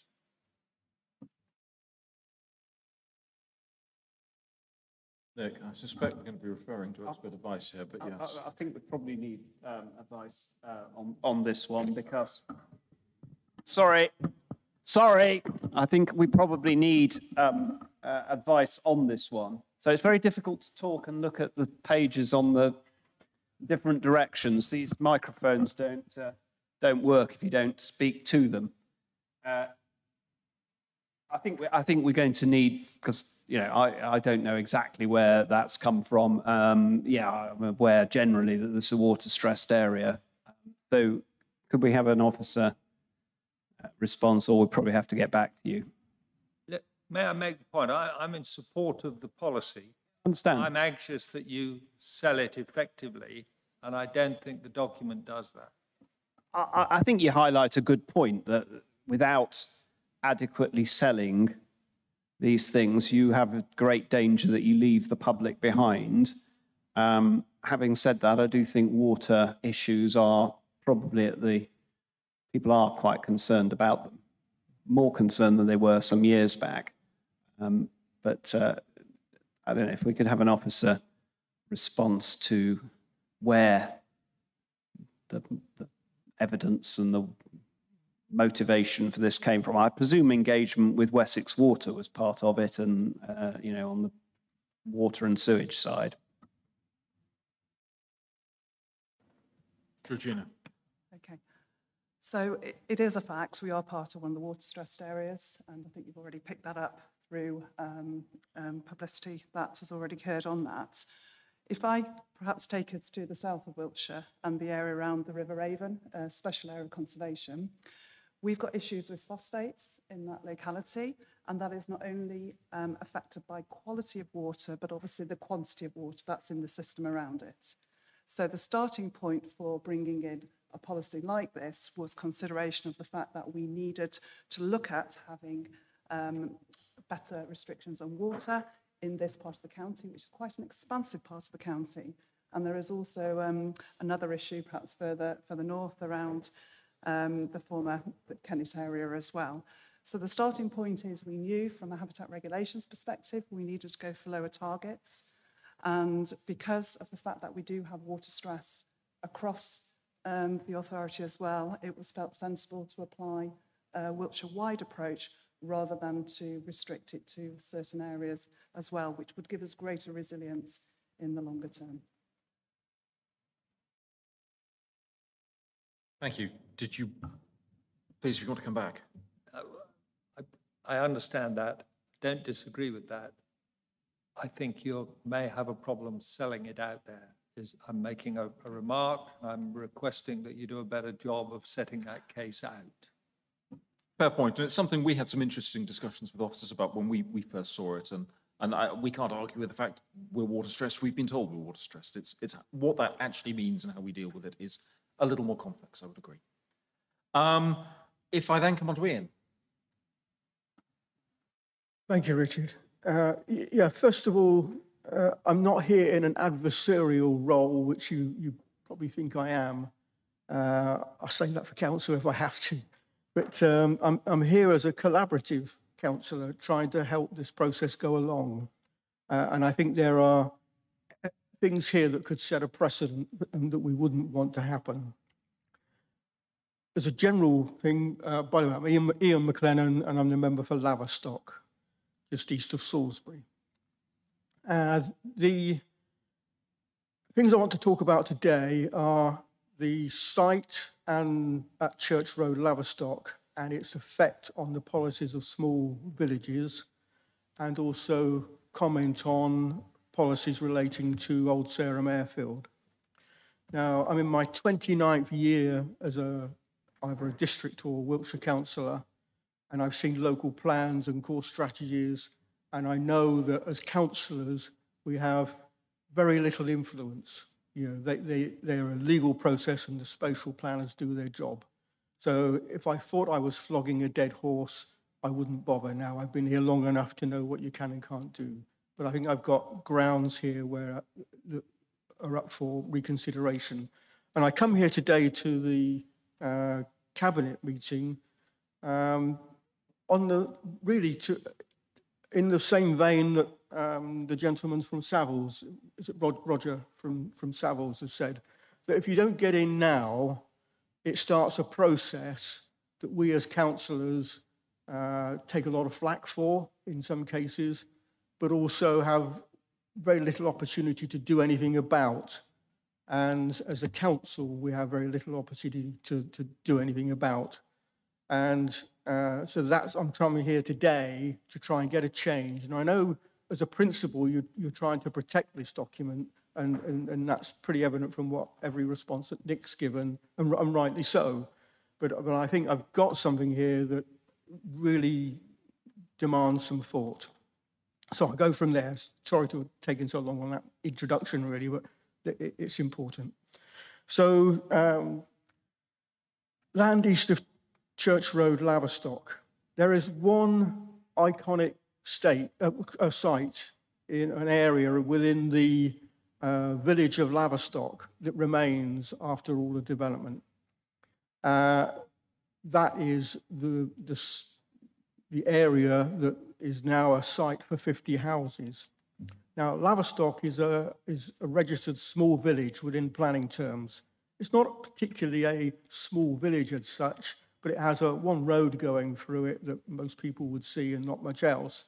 And along that road, there is an iconic view that links the village, the old village, to its Laverstock Downs, and in particular Cocky Down, which is a site of special scientific interest.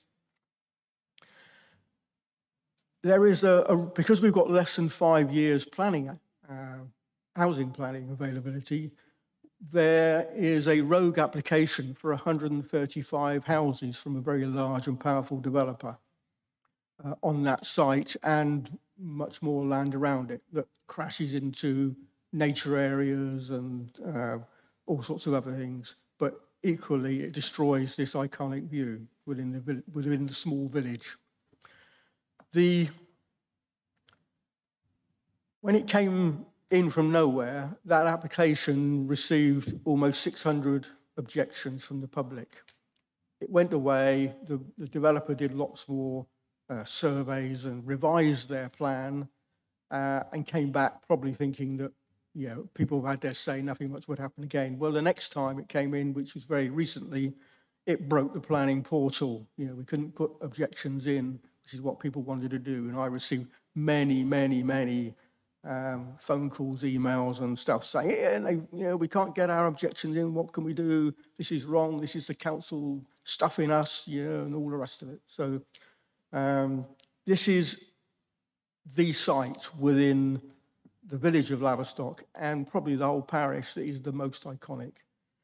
So why is, and it's come from nowhere. This is not a pre-planned, you know, site that was been going trickling along and waiting to come in. This has appeared from nowhere because it was dismissed as a possible site within the earlier SLAs and stuff. So this is out of the blue and it has incensed people, and I conveyed that to Richard with the sort of things they're saying to me.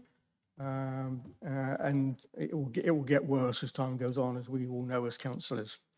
So this land, the council is saying, the spatial planners within this plan is saying that Laverstock is identified as a small village.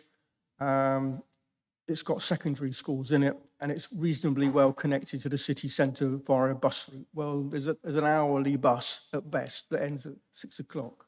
It's the rural bus route that happens to come through Laverstock on its way from the villages.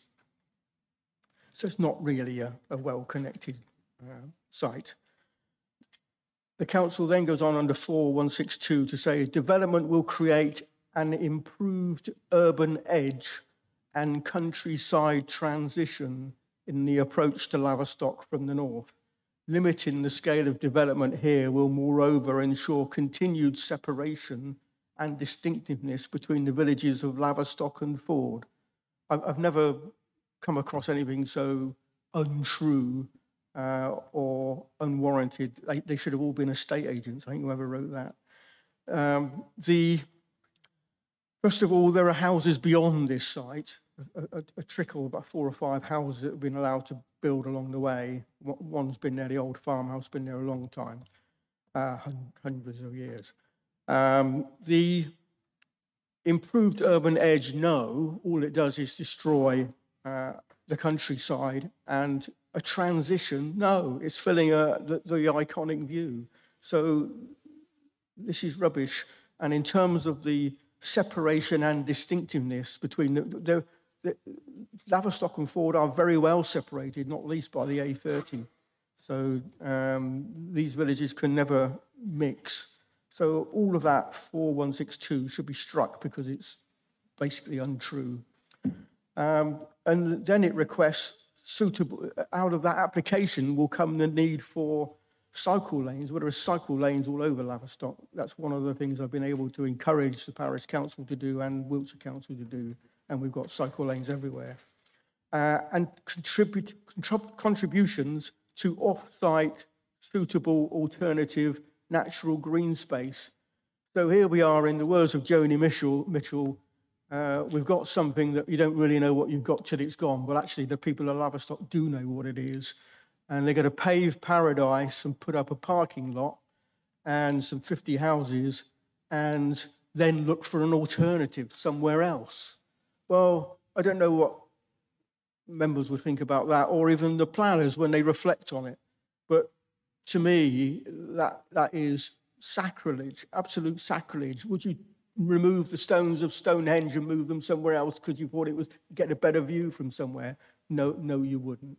So, you know, again, there's no gain to me. There's only huge loss. In terms of small villages, our policy says that there'll be no explicit requirement due to these not having the same strategic role as larger villages. So no explicit requirement for housing.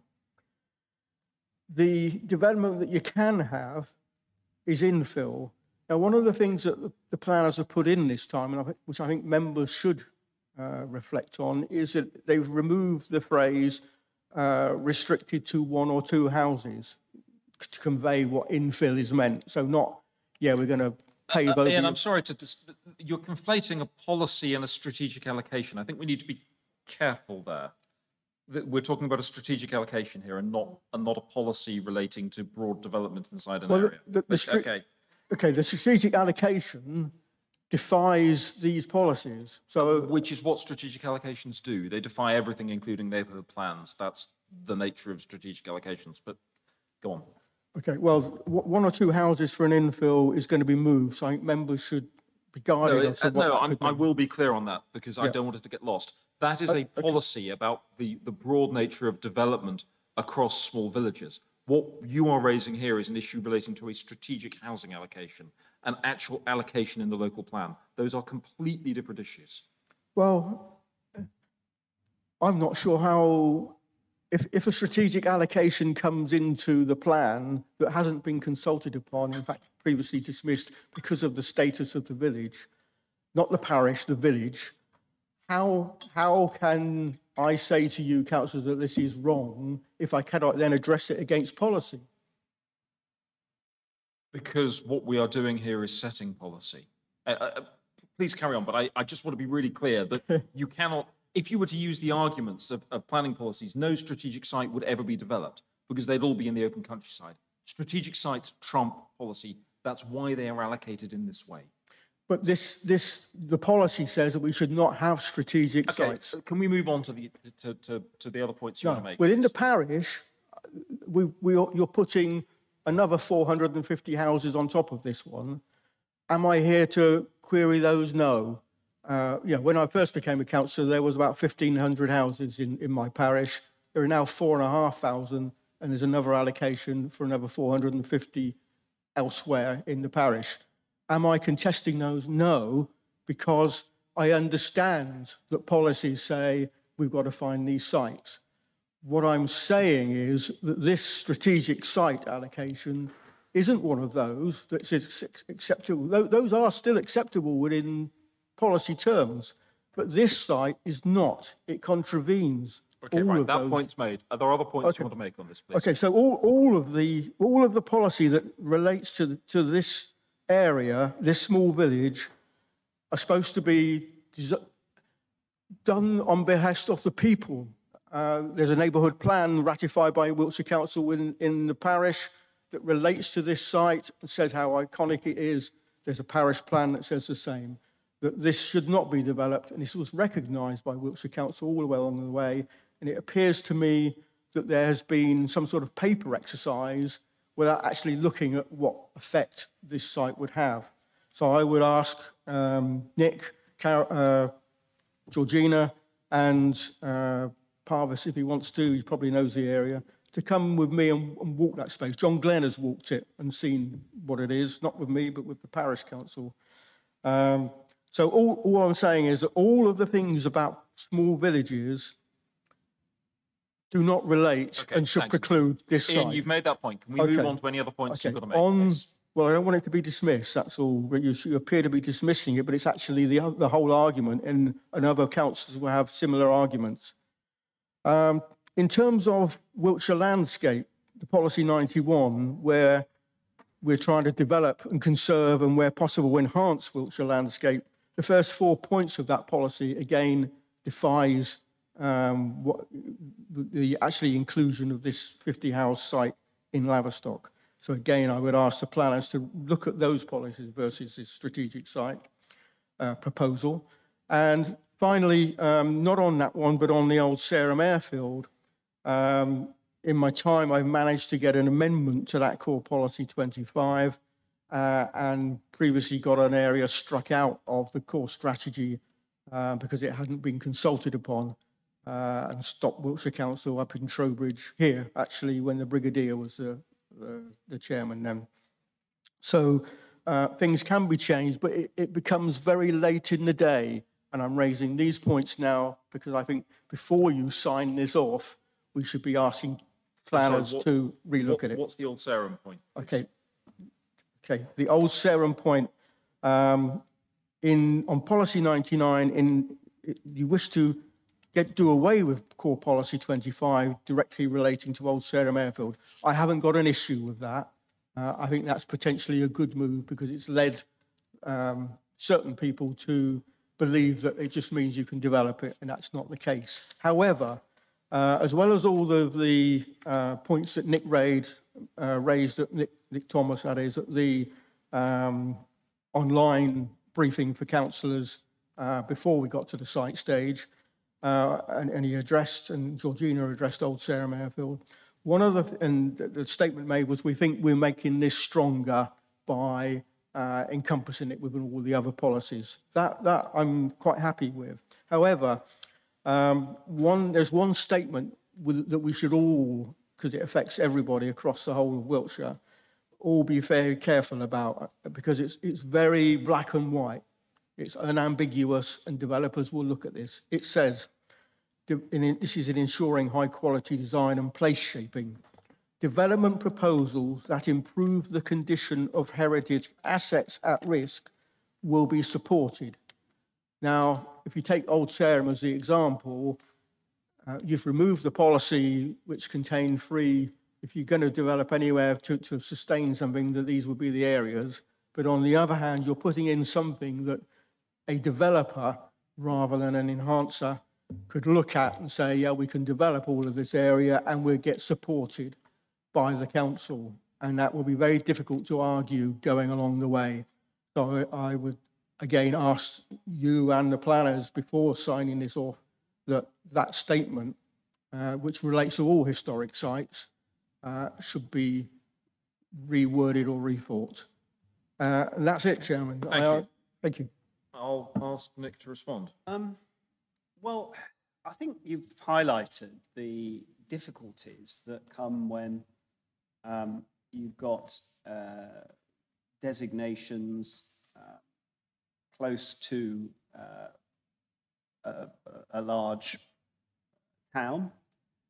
And, I'm conscious of the fact that, I just looked this up, but Laverstock is only 1.3 miles from Bourne Hill.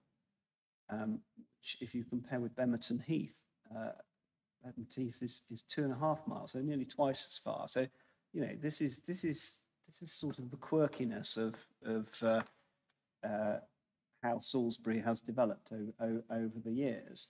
But that, that's quirkiness. That doesn't detract from the fact that strategic allocations have to go in the places where the evidence suggests that they're best put. So there's nothing in there. And yeah, you say it's designated a small village. I'm not entirely sure why it's designated a small village, because it doesn't seem to meet, I presume that's for some historical, again, quirky sort of point, that it is a small village. So I can't really understand, this is a strategic allocation, as Richard said. Yeah, there's competing needs from people who live in Laverstock with the Salisbury area.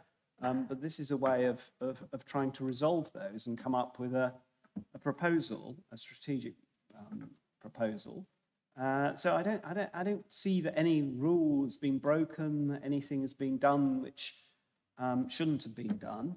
It's just, the way that the locations are arranged in this area that's led to this outcome or this proposal. So, yeah, I hear what you're saying, and it's an iconic site, but the process that's gone behind selecting this site is perfectly legitimate and is based on evidence. I'm not sure I understand your point on it, Old Sarum Airfield, other than the need to preserve listed buildings or listed structures, which I would of course agree with, but I'm not quite sure what added point you're trying to make there, I'm afraid. Did officers have anything further to add there? No? Yes, Nick. No, thank you. Yeah, there's a few points to make. So first of all, in relation to Church Road, Laverstock, This, like a number of other sites, has got some degree of sensitivity in terms of its landscape setting, of course, and the points made by Councillor McLaren are very much noted.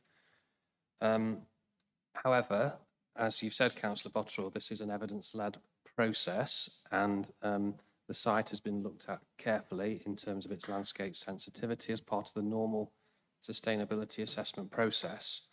And in this case, it's deemed that the impacts can be mitigated through some careful design, such as heights of buildings, sensitive landscaping, layouts, and the way that's achieved, as it would be for any site. So it's not a blanket policy that would allow every inch of the site to be developed. It's about careful design when we come to that more detailed stage later on in the process.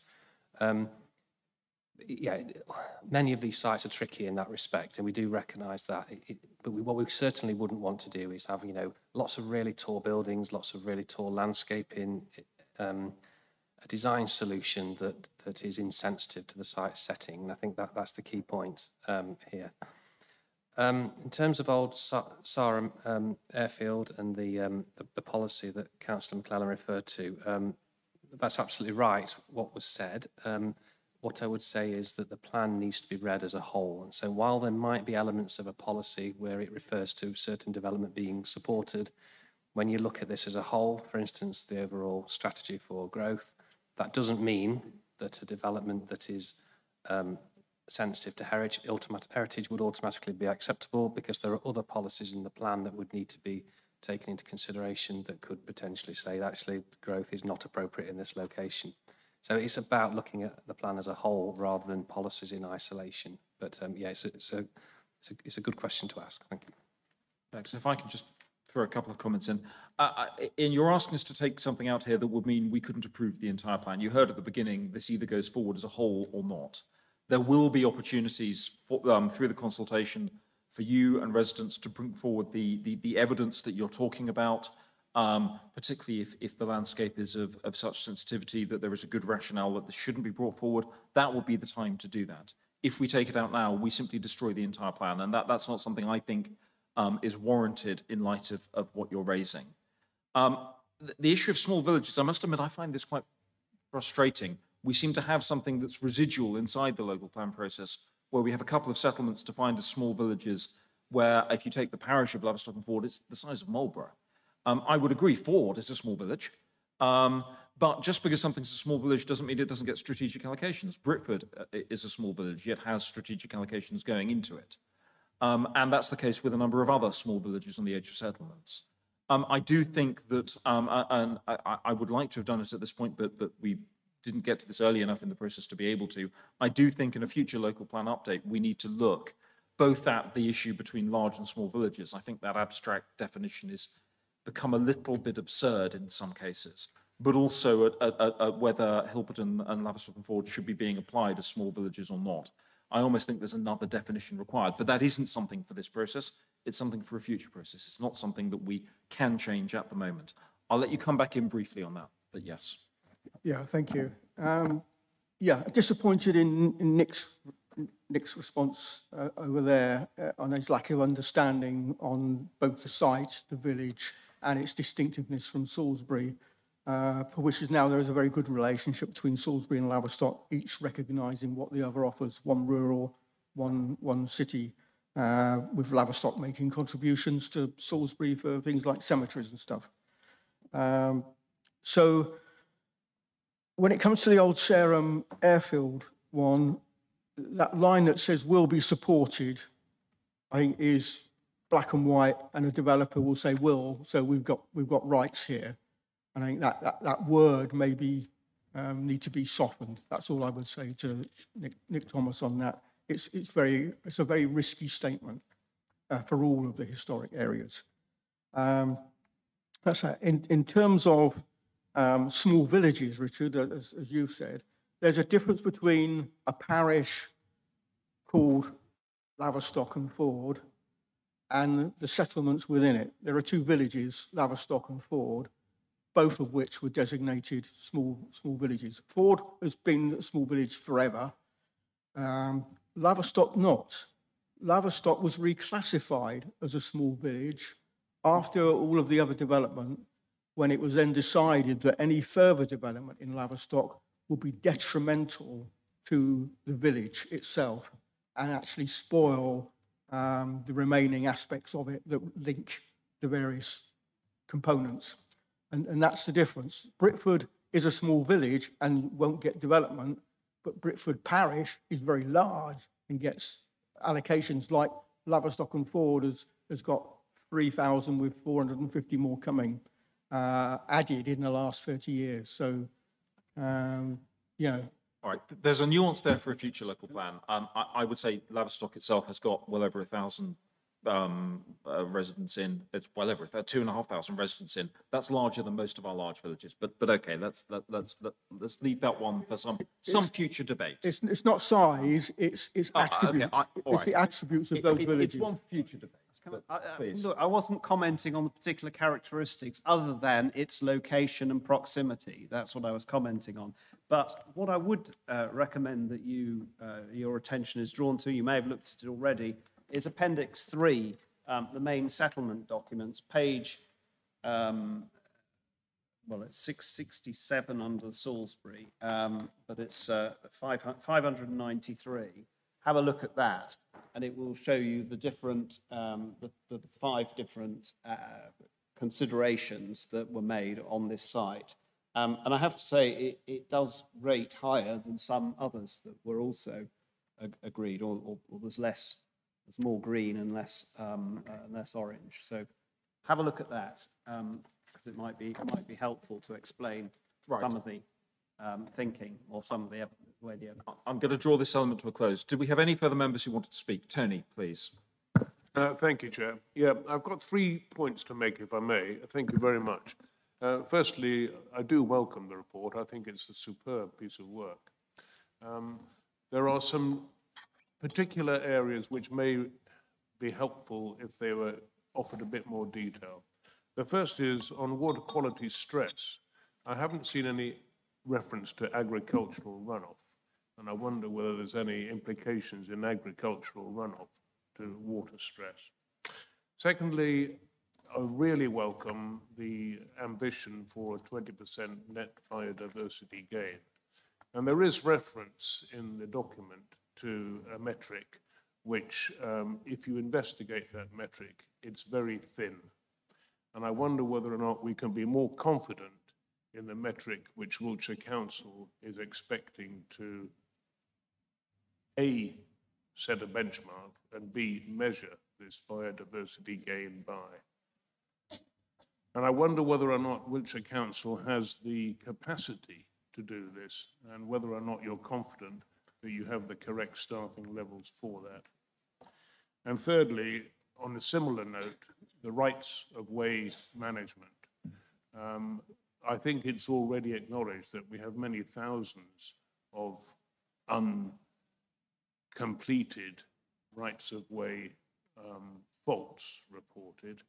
The definitive map is yet to be completed.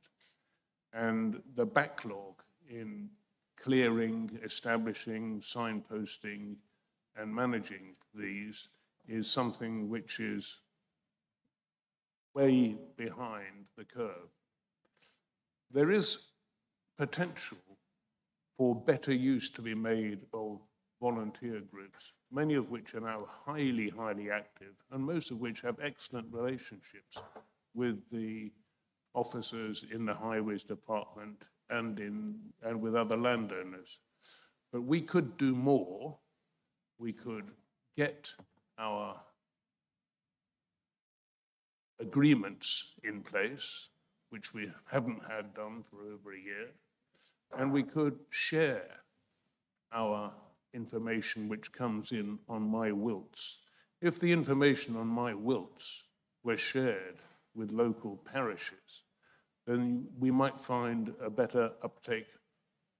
Thank you very much. Sorry, Nick, did you want to comment there? Thanks. Yeah, okay. Agricultural runoff. Well, I think in terms of nitrate credits and things like that, that is a factor, because if you stop farming and develop on it, then you get so much credit for that. But in terms of the regulation of agriculture, which I think is probably more your point, you know, that is done through different routes than the local plan. Because, you know, when I was saying, well, why can't we as an agricultural county have more to say about agriculture? And I was told, well, the view in Whitehall is that agriculture is very much, you know, under the remit of its ministry. We don't have anything much to say about it, which is quite extraordinary given it's obviously one of the mainstays of the Wiltshire economy.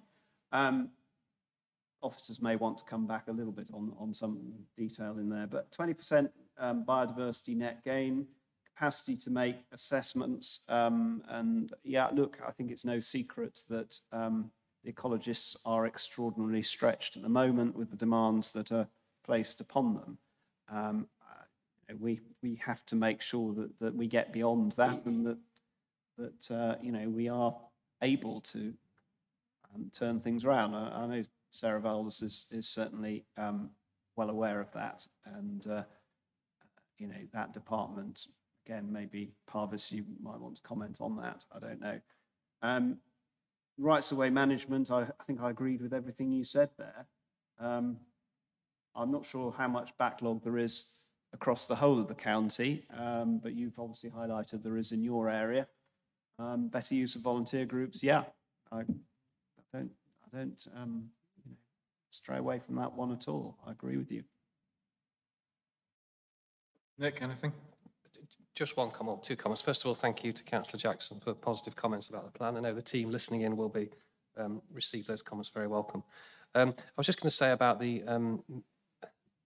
managing and the capacity to deliver the 20% biodiversity net gain. It is a challenge, of course, but I think this new legislation will give us the opportunity to actually ask for money from developers in order to fund that. It will be a different skill set to the consultation responses that are provided on planning applications, but this will give us that ability to make sure that schemes are implemented of a high standard and then to monitor it over a period of time. So I'm quite confident that we'll be able to deliver that, and obviously it'll be secured through a legal agreement. So yeah, I think there's ways of actually securing that and ensuring it's you know, a quality scheme for a long time. Thank you. And it's worth noting the metrics are defined by government, so we have to work inside government's metrics. We want to go beyond them because I don't think they go far enough. We don't think they go far enough, but yeah. Right. Anything else from members? I'm not seeing any other hands. In which case, if we can ask you to move the proposals here. On page 100, shows how long this report is because the last page is 458. But on page 100, Cabinet is asked to endorse the Wiltshire Local Plan Review pre-submission draft plan, which is Appendix 1, subject to amendment in Little 3, which I'll come on to.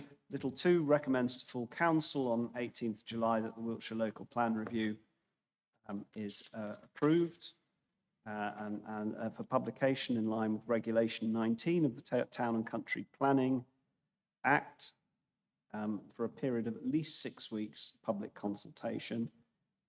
Little 3 authorises the Director of Planning in consultation with the Director for Legal and Governance and the Cabinet Member for Finance, Development Management and Strategic Planning to make any necessary minor changes to the pre-submission draft plan before it's published, and to enable the finalising of the associated evidence documents for publication alongside the plan, and to make arrangements for and undertake statutory consultation. Thank you. Formally proposed. I second that. All those in favour? Thank you. That brings us to the end of the agenda items. Before we conclude, Graham, your guest, Adam, I think wanted to say something. Just want to say thank you for allowing me to be here and listen to how you guys make decisions in the council and stuff like that. Just thank you. No problem. You're very welcome. It's a public meeting. Anyone is allowed to come, but it's good to have you here. I hope you're learning something. We've been discussing some really complex topics today. You could study for decades and still not really get your head around some of planning policy. So I hope it's been of interest. Thank you. Cheers. Right, that wraps up the meeting. Thank you all very much, and see you all at full council in a week's time to go through this all again in a more formal process.